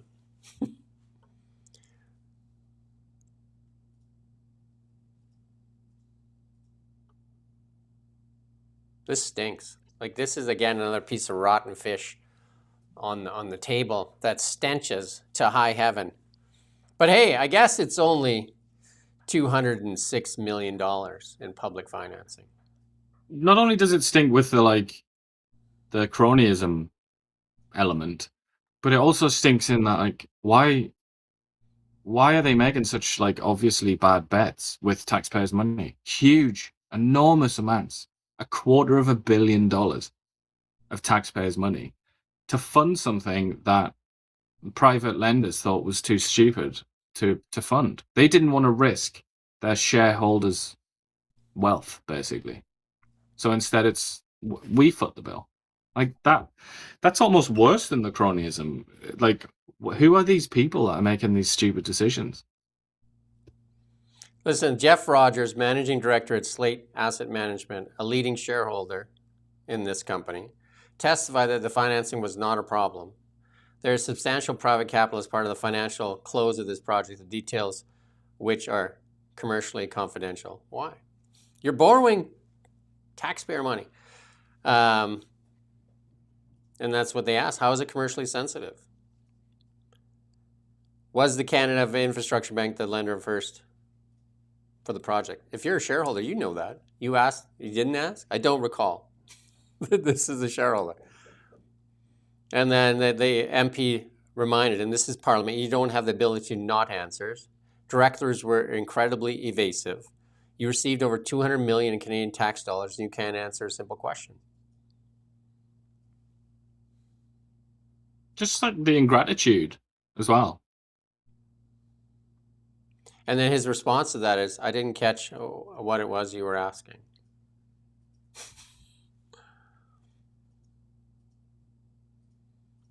For wind as well, this is all about wind, which is, even in renewable land, in the world of renewable booster people, wind is not having a great time right now. Since then, an enormous disparity has opened up between the cost of solar and the cost of wind. A lot of people are looking at wind as too expensive for what you get. Probably why the banks weren't so keen. Here's a Canadian, a very famous Canadian. He's also got dual citizenship. Also was a friend of Steve Jobs. His credentials include going to Reed College. That's the college that Steve Jobs dropped out of. Just a small community college, really, right? And he seemed to do all right. You want to listen to Robert? He was never questioned by CBC. If CBC had questioned him, they would have put him in his place. Robert Friedland, some of the biggest mines in Canada, including Voisey Bay. We'll talk about that a little bit later. But let's listen to Robert Friedland talk about this move to clean energy here and him explaining copper. Listen in. Copper and aluminum are the primary beneficiaries of the grid spending increase. That $800 billion is going to buy copper, which is money. So how big is the oil market compared to the metals market? If you look at that circle, that's crude oil. You want to get rid of crude oil? The iron ore, the gold, the copper, the aluminum, the nickel, all the metals are so thinly traded and so critical. You have no chance to get off of crude oil. You can't build electric cars and windmills and solar and have a modern military without these metals. So there's a reason why underwater power cables are so expensive. That's what it looks like when you put up a windmill offshore Nantucket Island and you want to bring that electricity and be green. It's all copper, copper, copper, copper, copper. Copper right now, we're expecting that to be a $270 billion a year market by tomorrow morning. And where's this metal going to come from? There's no copper in inventory at all. Let me show you how bad this problem is. In human history, if we go back to Mohenjo-Daro, we have mined 700 million metric tons of copper. So if we put that in a big cube, you see the Eiffel Tower for scale. It's about 430 meters by 430 meters. Approximately 80% of all the copper we've ever mined is still in human possession. Now, if you want to get that back, no problem. We can recycle that. All we have to do is tear down every building in the United States, every building in Europe, every building in Japan and all of China, and we can get back about 80% of that 700 million tons, but we'll be living and freezing in the dark. These lights are on here because the copper that's embedded in this building. We can tear down this university and get the copper back. Yeah, we can recycle it. How much are we using? We're consuming 30 million tons of copper a year, only 4 million tons of which is recycled. That means to maintain 3% GDP growth, now listen carefully, with no electrification, this is with burning oil and gas. To maintain global 3% GDP growth, we have to mine the same amount of copper in the next 18 years as we mined in the last 10,000 years. In the next 18 years, I've got to mine the same amount of copper as we mined in the last 10,000 years without electrification, without data centers, without solar and wind and the greening of the world economy. You people have no idea whatsoever what we're facing. You're dreaming. That's good enough. I think we'll leave it there with Robert Friedland and say, you people have no idea. I think you should be listening, Mark Carney. You have no idea. But they're not listening, and that's the problem, really, isn't it? They're not listening to these people. This guy knows what he's talking about. He's built some of the biggest mines in Canada and in the world, actually. So he was co-chair of Diamond Field Resources, and that was the discovery of the massive high-grade Voisey Bay. That was kind of like when I first started investing in resource stocks in Canada. Voisey Bay, that was the big one, man. That was a win for so many people. Voisey Bay. And later Inco bought that and ended up working in a nickel mine in northern Manitoba as well. Inco has a big mine up there in Thompson, Manitoba. I didn't work at the Inco mine. I worked in a small mine south in a little town called Wabodin underneath the lake. But Friedland, I remember if you watch the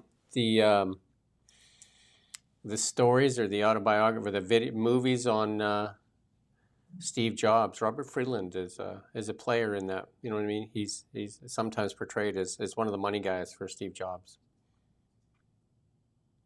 Buddies from school, from Reed College there, because they shared the love of Steve Jobs went overseas to India and that for Indian what do you call that? Like mantras and stuff like that. So, and Robert Friedland is of the same disposition. Eastern spirituality. As I stumble through that. But yeah, Steve Jobs did okay too as a non-credentialed college dropout.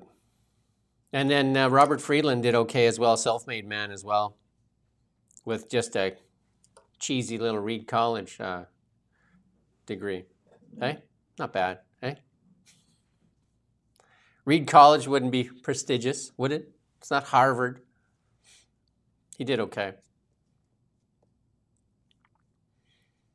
About a quarter of the federal managers say they feel pressure to hire favored candidates, says a biannual survey by the Public Service Commission. Figures showed more managers also resort to inside appointments rather than openly posting vacations. Over 24% of the managers reported feeling pressure to select a particular candidate. That's from a 2025 Staffing and Nonpartisanship survey.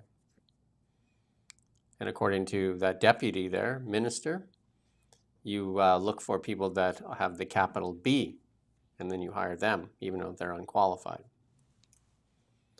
Especially if it's your husband's cousin. Yep. And asked why hiring is so complicated. Majority of managers complained there was too much paperwork, 64%, too many approval stages, and a security clearance process. But if you're somebody's cousin and you have a capital B, Bob's your uncle, you don't even have to become an employee. Unqualified, you're already just vaulted right to manager.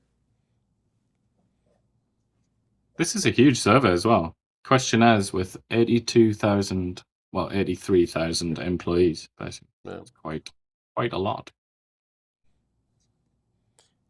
Here's David McGuinty telling you, listen closely to what he says. This is hilarious. David McGuinty, they're starting to make these cheeseball videos. Listen to David McGuinty. Listen to the numbers. Hey, have you heard the news? The Canadian Armed Forces just hit the highest recruitment in 30 years. Applications have more than doubled to over 45,000. 70 of 97 critical roles filled. Last year was just 18. And you know what? We're just getting started. Weren't you in charge? I'm sorry. You're not going to get the part. Audition over and get out. Hey, did you know? I like this where you're looking down and act surprised. Hey. Yeah. Sorry, I'm just reviewing these files. Hi there. Just happened to have the view behind him, but the camera person let the highlights be completely blown out, so you can't even see the amazing view behind him. Just everything about that was funny. 70 of 90. Last year, only 18. That speaks to your record of last year and the year before that and the year before that. So just to give you some of the stats and the numbers, the full complement in the Canadian military is, I think, about 75,000. They've had struggles to get past 55,000, continue to struggle. Why? Because they're underfunded, under-equipped, undermanned, and underpaid. Those are the facts. And then their housing, they're short about 10,000 units of housing. 10,000, we just did that story just recently, 10,000 units of housing. And the Auditor General went and looked at some of the housing. I think she looked at 14. 7 of them are unfit to live in. They don't have flushing toilets, safe drinking water, and the walls were deteriorating. Hi. And then the most common critique that you hear as well is, or one of the most common ones, is that the bases that they end up being stationed on are so far away from, where their family wants to be, like their wife or husband or whatever. That's quite an antisocial job at times. But there's been, as far as I'm aware, there hasn't really been much of an attempt to try and address that issue. Can you imagine the American military saying that? And we filled 70 of 90 positions. Last year, just 18. Like tens of thousands in the United States, tens of thousands, and we're talking about 70. Also, you've got to put that into perspective. That's not even close to enough. That's not even enough soldiers for Baffin Island, probably. You know what I mean? Like, you're going to have to keep going on that one. But they're still very happy about that, aren't they? As if that represents, like, a great achievement. And they're 11 years in, and he says we're just getting started. Took 11 years to get started? 11 years? Why are you just getting started? And then we have soldiers. We did the story last week. Soldiers literally living in their cars, sleeping in their cars because there's no accommodation for them. How about getting started with that? Some of them visiting food banks. How about getting started with that? This is all performative nonsense because they're not being honest. And your buddy, that is your procurement officer or your secretary, procurement secretary, Stephen Fuhr, doesn't even know how to work email. We've sent Steve McNall, one of the most recognized business reporters here in Kelowna for the past 35 years, sent 7 emails. Can we have Julie This is how many responses we got. Carbon price adds 0. That's how many responses we got back from Stephen Fear. 0. 0. I've sent a couple to him. We got 0 back. So how is getting started going? That's your Also, record. as well, you're saying, what about the last 11 years?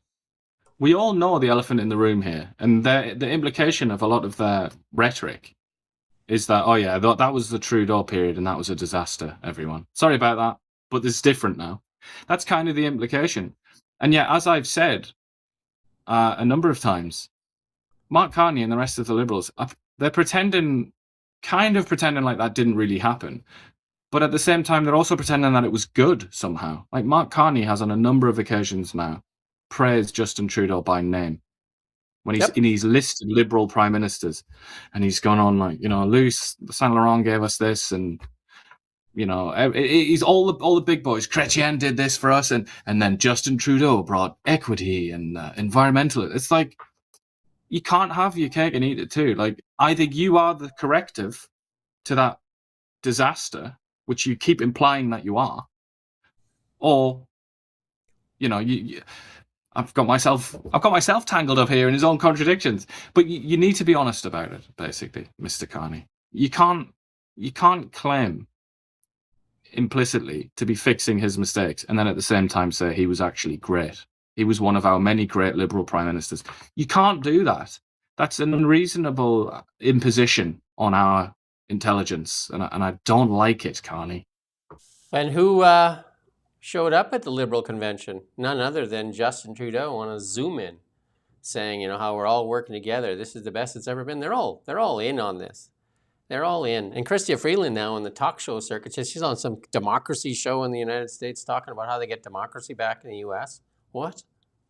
Again, they don't respect the vote. They don't respect it here. They don't respect it there. The vote only matters to Liberals and Democrats if it goes their way.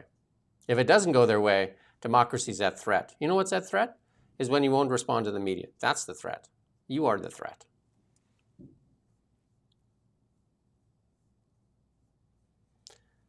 From Holly Dona Blacklocks, a federal judge awarded a Saskatchewan prisoner more than $75,000 in damages and costs after he was pushed into a cell door by a guard. The use of force violated your right to security, and the judge gave him $75,000. Kelsey Stewart, inmate at the medium security wing of the Saskatchewan Penitentiary in Prince Albert, was serving a sentence for various firearm, drug, and property offenses. He was injured in 2020. Videotaped evidence showed the guard pushed Stewart into a cell door. Okay. There's more guards. Yeah, I mean, prisoners. By 3 to 1. Occupational hazard, maybe, with being a criminal. There's like 3 guards for every prisoner.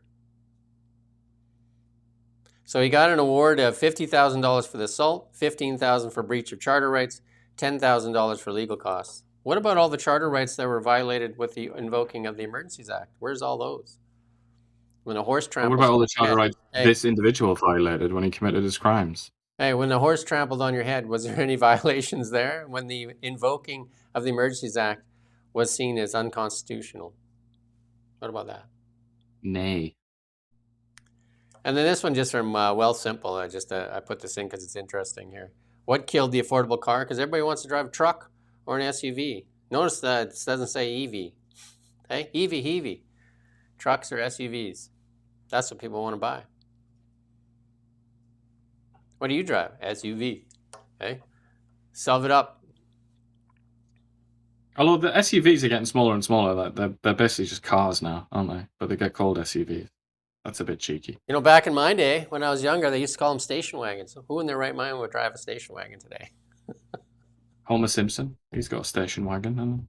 What was the name from National Lampoon Vacation too?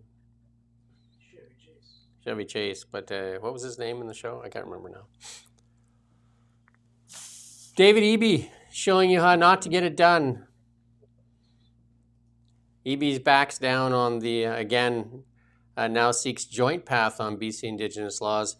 Eby is back down once again on his pledge to reform government's implementation of Declaration of Rights on Indigenous Peoples Act, that's DRIPA, which has led to court decisions affecting property rights in the province. Eby said Office said the BC NDP government will not be introducing legislation on DRIPA during the session, and that's because numerous First Nation groups expressed outrage at the planned changes, including some of his own MLAs. And he would probably be forced into an election. That's what the really should say, right? That's what it should say. Will it though? I mean, this is dithering on a level that is quite shocking. You know, this is like probably the most serious issue in British Columbia. He opened a can, and he will not fix it. He let the genie out, and he has no idea how to put it back. He has no idea how to put it back. It's just spinelessness and it's lack of imagination. It's like you don't want to see this, do you? You know, a lot of people really dislike David Eby, and obviously they dislike his party and his politics and so on, but you don't want to see this. You don't want to see this happen to Listen one to of this. Canada's most important provinces. Andrew Weaver, former Green leader here, when the Green Party actually was kind of like a decent party, Andrew Weaver. He says, what a liability Eby has become. He created so much uncertainty with Indigenous and non-Indigenous businesses. Why would anybody invest in BC? That's a good question. I don't think anybody's got the answer. And this is from Steve Cooner in MLA. Listen, this one here is going to blow your mind. I'm going to get Jeff Moyse on here to talk about it. BC judge grants US-based Indigenous group a role in legal fight over Kootenay mine. I've been hearing about that. I've asked Jeff Moyse about this in the past, and some American First Nation groups now start to say like some of the territory of British Columbia belongs to them. And he said that doesn't seem likely, but what's this? It's a pretty obvious consequence, isn't it, of a lot of the ideology surrounding this. If you acknowledge First Nations claims to territory and so on, based on, like with the Richmond claim, based on what was going on in the middle of the 19th century or whatever, then it's very likely that you're also going to have to accept the logic or the reality that these nations, or whatever you want to call them, these groups, went across the 49th parallel. Of course they did. So, I mean, if that's, if you're completely down on that logic and you totally, you completely agree with those arguments, I don't really know what the counter argument is. Yeah, so that's because it's all about pre-Canada and pre-Washington or Montana or Idaho or whatever. It's before those entities came into existence. So how can you argue your way out of this? And this is why, one of the many reasons why I implore people in positions of authority to just think about these things before you start to talk about them, before you implement things like the UN Declaration on Indigenous Rights and all the rest of it. Just think. I'm begging you to think. And this is the thing, like with the Canadian-U.S. border. Usually lots of times in a border between nations, there's a natural border like a river, like the Rio Grande or something like that. But in Canada, it's a ruler. Somebody just took a ruler out and just went, just cut a line and said, if you look from, consult our globe there, if you look from Vancouver or Victoria all the way across to Ontario, basically, it's almost a straight line. Victoria is the southern Vancouver Island is the exception. Right? Yeah, you go down around the island, but yeah. But again, same, you know what I mean? Like that is, and then of course, the First Nation groups obviously would have been, they didn't have that imaginary line when they were, living in those times, right? They didn't say, oh no, that's going to be an imaginary line in the future. We don't go over that line. But it's the same, even the natural boundaries like the St. Lawrence River, that also didn't necessarily stop First Nations from going across it. It's like the concept of borders, I think, that's not something that the First Nations really had, particularly. Certainly not the way that Western countries do. But talk about natural, I mean, this is a bit of a digression, but talk about natural borders or whatever. The Columbia, if you look at there in the west, that should obviously have been the border, shouldn't it? But the Americans pressured the British into ceding that territory to America to create basically like the best part of Washington State. Because that was actually occupied by British aligned fur traders. So really, the real border of British Columbia should go follow the Columbia. Or go get it. Go get some. Exactly. This is our irredentism. These are our claims. Go get some. Here's Dana White here, and this is again story close to home here, Tumbler Ridge here in British Columbia, and this is Dana White speaking about the shooting victim Maya here as she recovers. We've had Maya Gabala's name on the Octagon for several months now, and it came out that you are going to be aiding the family with the girl's recovery. Obviously, she was, for those who don't know, a shooting victim in Tumbler Ridge, BC, Canada. I'm just curious how you came to, because I think you spoke with her mother, how that all came to pass. I saw it on the news, and I reached out to the family. That was it. Well, very I said, generous. I'll help. I would like to help in any way that I can, and obviously the situation that she's in, when you're a parent, you want the best possible care, and they felt. I don't want to shit on anybody. It's not really my place to talk about this publicly, but they wanted to give their daughter the best chance they could, and there's some great places in LA. There's a great place in Houston. There's a great place in Seattle.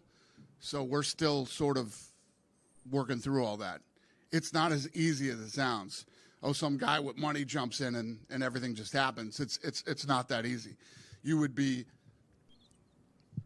fucking disgusted to know how hard it really is.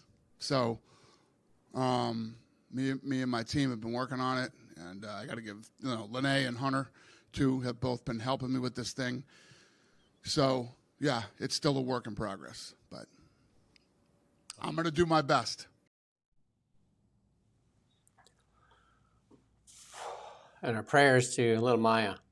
She struggles through this, and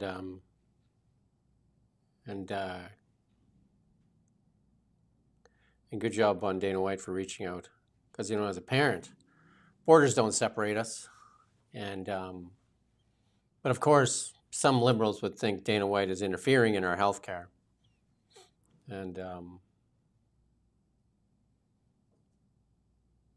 well, if that's the case, then so is David Eby and Adrian Dix when he was health minister, sending people to America, giving money to the U.S. health system. But he's so saying that BC patients could get adequate treatment. He's saying that he wants to help, and they haven't made it easy for him to help. Isn't that wild? Hey, you can read between the lines there. Crazy. And here's our friend Dr. Bonnie Henry here, and I know that you've ranted on this in the past, in this story here on what drives this drug overdose crisis here in British Columbia, and the decriminalization that she still wants. Listen in on Dr. Bonnie Henry. It is a very different type of crisis, and it is a reflection of a lot of things in our society that have been going on for a long time. So it's rooted in colonialism, it's rooted in poverty, it's rooted in social disconnection and racism and other societal things that need to change. And it's exacerbated by the fact that we don't have a very strong coordinated mental health and substance use support system. And when we declared the public health emergency, my predecessor, Dr. Perry Kendall, in 2016, and I was part of that, and we did have regular updates. We continue to have regular updates. One of the biggest reasons for declaring an emergency across the province was to build that recognition that this was people, these were our community, our family, people across the province. It wasn't just the downtown east side. That reporter almost leaned over to kiss her, it looked like. She was just so happy to be there. Kiss the ring. Yeah, wild. Do you remember during COVID when Bonnie Henry on a number of occasions came out and said something to the effect of, whoever's saying that out there isn't an expert. We should only listen to experts. I mean, she said it basically every day, didn't she, during COVID? Experts say. Right. So Can anybody instruct me what her expertise are in Canadian history? What does she know about colonialism? What are her credentials in that department? What does Bonnie Henry know about colonialism?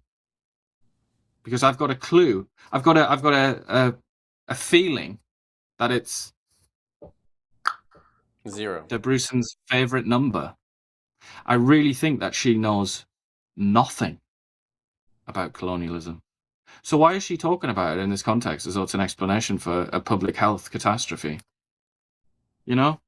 Maybe she should take her own advice and shut up about things that she doesn't understand. Never called to account too well. While she had the podium and basically ruled over British Columbia, John Horgan gave her the reins, and Adrian Dix, and she basically ruled over British Columbia for 2 years or even over 2 years. Meanwhile, she sold a book and then the barbecue sauce, a shoe lineup that the media fawned over, and seeds. She started 4 little cottage industries up based on her newfound celebrity status.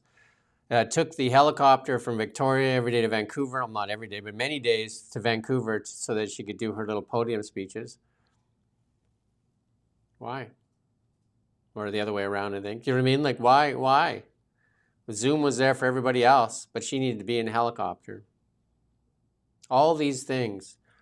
And she went to games, Canuck games, took her mask off when the cameras weren't on, just put the mask on during, you know what I mean? All these things.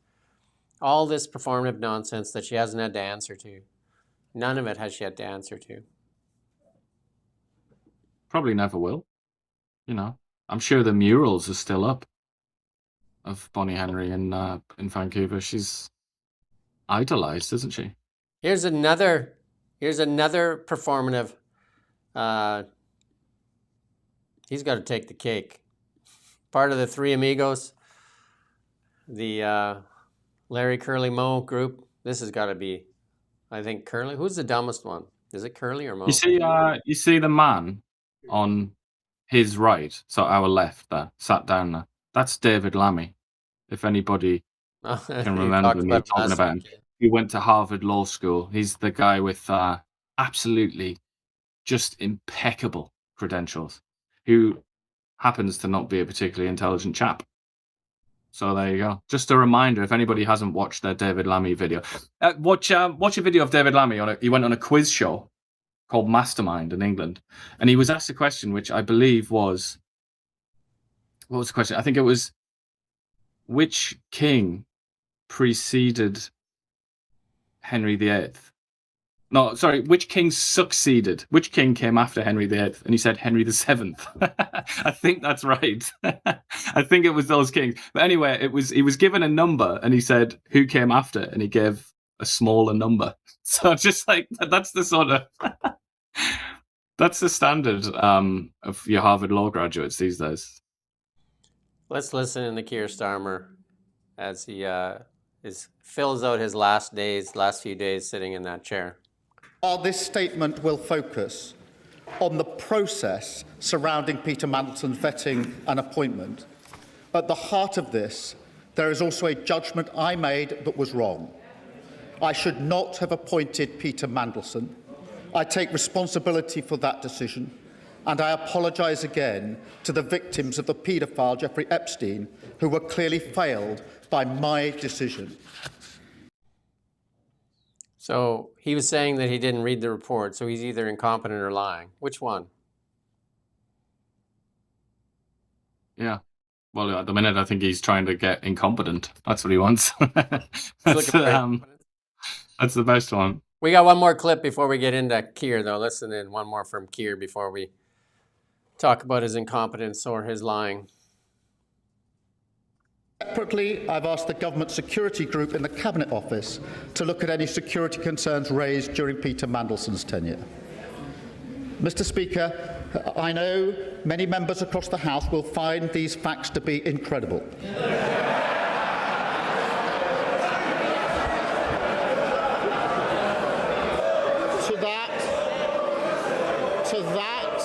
To that, I can only say they are right. That was good. Do you see the outrage How dare you find this funny? Even in all that, Keir Starmer, I'm not a big fan, but at least he stands there and takes the heat where that doesn't happen here in Canada. You know what I mean? Like, he's taking heat for this, and he should take heat, a lot of heat. Yeah. But in Canada, Carney does that speech that's full of misinformation, and all we get is the media just polishing the apple and running it verbatim, just putting it out there, no questions. And then instead, they actually went and attacked the guy on the other side. Like, this would be the same thing in Keir Starmer's. They just like go after the other side, just like, and why are you going after Keir? Keir is not incompetent, nor is he lying. He's just and he's got really good credentials. He was DPP. He was like the chief prosecutor in England for a good few years. Like, look at those credentials. Everybody, look at them. And be quiet if you're even dreaming of criticizing Keir Starmer. CTV didn't do enough with Christy Clark there on credentialism, so they trotted out Reid here. He loves to do this stuff too. This is Scott Reid and his credentialism. Let's listen to Scott Reid.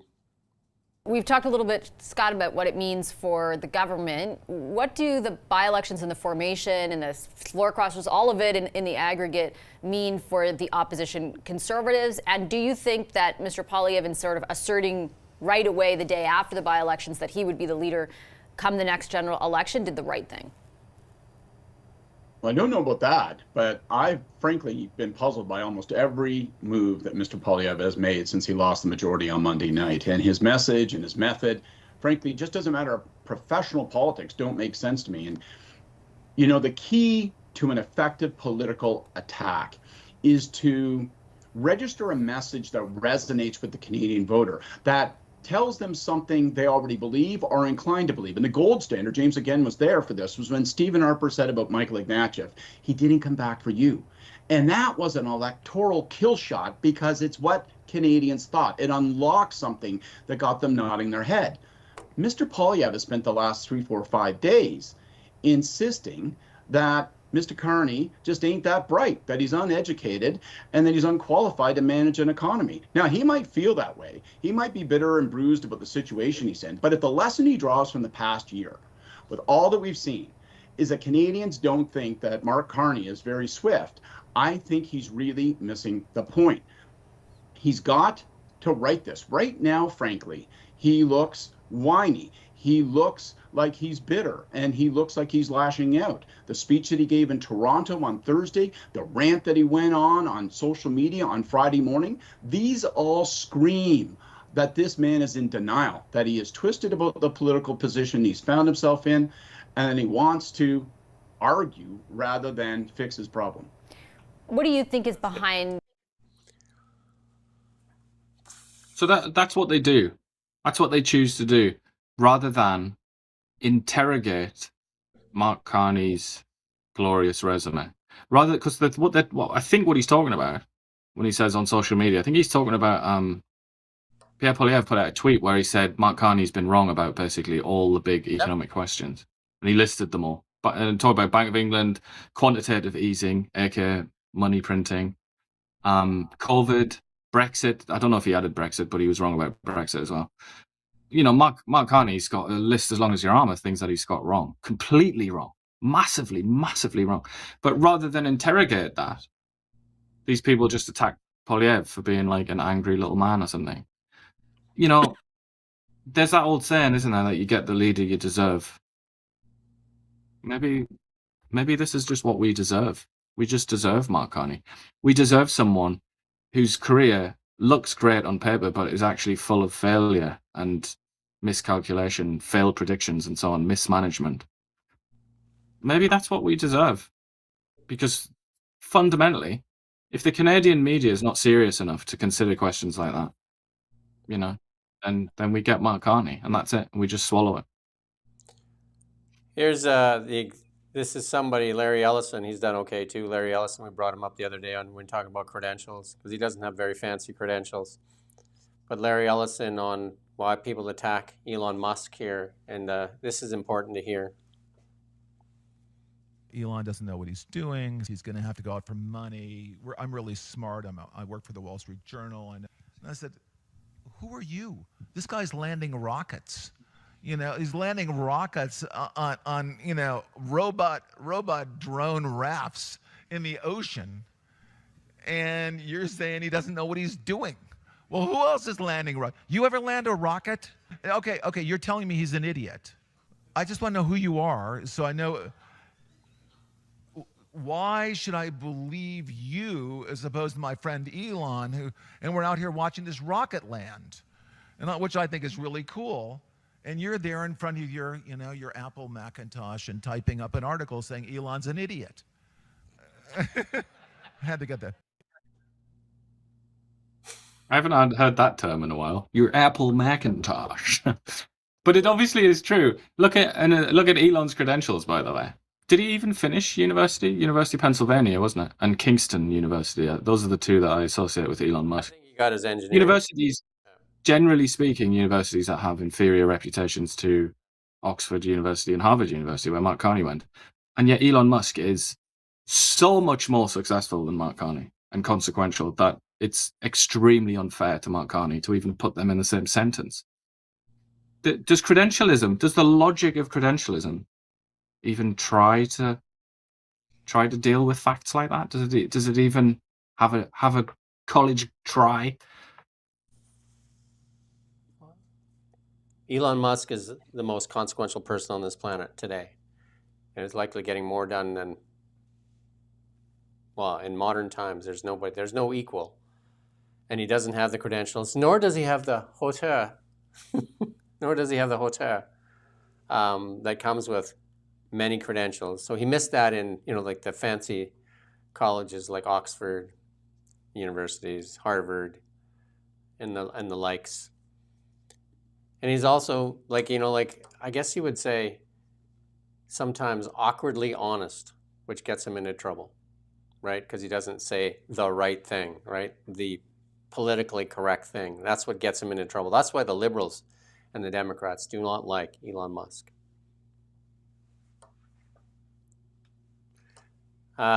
Listen to this, though. This is somebody putting this out. I just thought it was hilarious.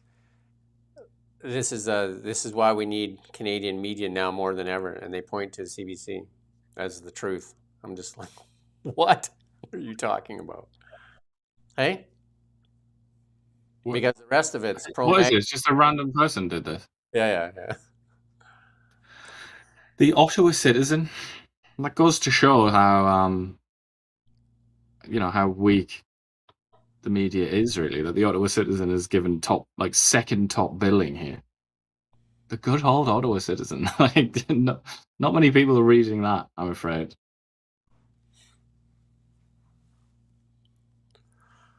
And then I just figured, well, we had something else out there, just to put a couple memes in there for the media. This is liberals and mainstream media, and we talk about this lots. That this is good for the taxpayer. The host is the taxpayer, and there's so many people feeding off the poor taxpayer. Not a good look. And price of oil had fallen dramatically there on Friday there as the peace deal or a ceasefire looked like it was imminent, and then things ramped up again. So West Texas Intermediate back to $89. That's up about $5 as they I think the Americans seized a tanker, boarded a tanker, put a hole in the side of one.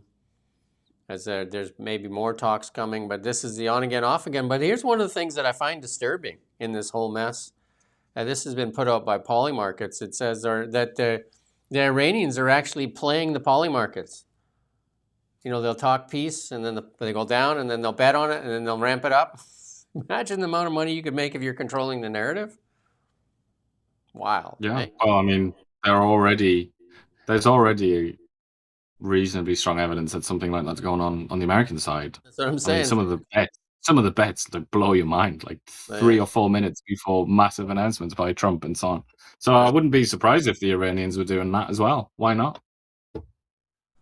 Well, we got a really big salute as we wind up here. We do have a really big salute, and this one here belongs to Elon Musk here.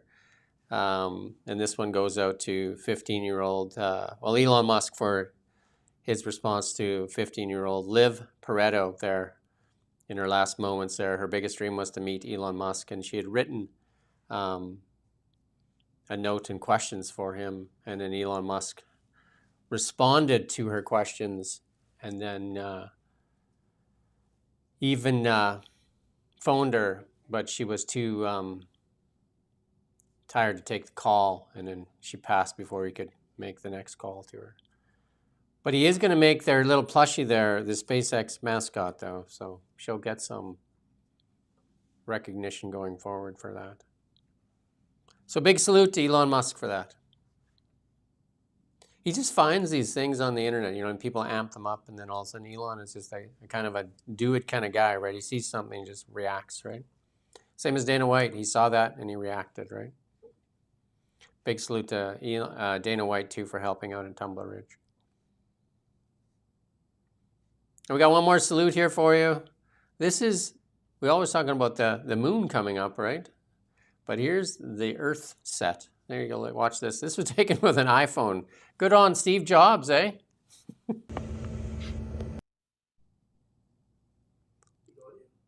Yeah, it's okay. You can play the audio. It's just audio. Would you look at that, man? Wow, what's the shadow behind it? Wow. Hello, Earth.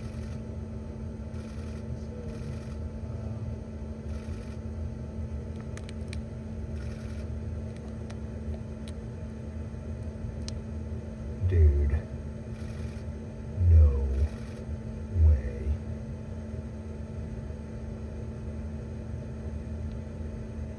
That's good.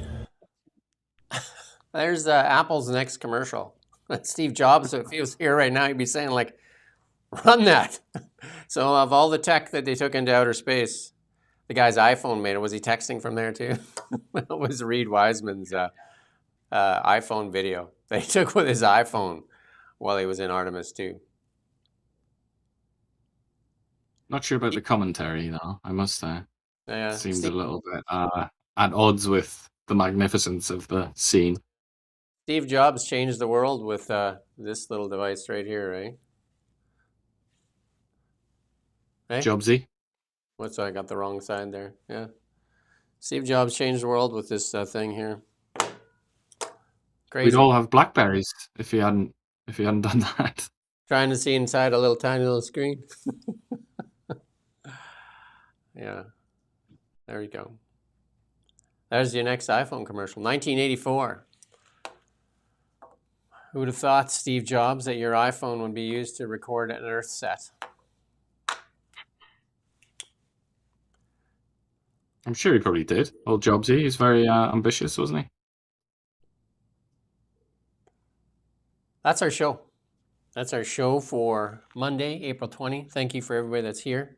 We're going to be back at noon with Douglas Carswell. Should be an interesting interview. I'm looking forward to that. I've been looking forward for a bit. And then we'll also have John Carpe joining us at 4 p.m. as well to talk about the court decision on the walk in the woods. I think there was a $45,000 fine. Jeff Everly was his name. Jeff Everly, and he was a former Canadian military. And he went out there and he phoned them and he said, I'm going out there. You're going to come and find me. He wanted the fine because he tried to fight the COVID mandates and he never got a fine. So the court threw it out and they said, well, you don't actually have a fine, so we're not going to hear it. So he phoned them and said, I'm going out there. Come out there and give me a ticket. And they gave him a $45,000 fine for walking in the forest, which is like literally they had a line there. There was this, you were okay to stand here, but if you stepped over the line, it was like this arbitrary line. And just like if you're over the line, it was $45,000 fine. Anyway, we'll see you at noon with Douglas Carswell. You won't want to miss that one. It's a good one. And there was a really good, I did a really good interview with Warren Mirko on BC's backcountry. He raised a lot of really good concerns on access to the BC backcountry because of DRIPA as well, and how it's probably going to get less and less access to the BC backcountry. So go watch that as well. Cheers. See you at noon.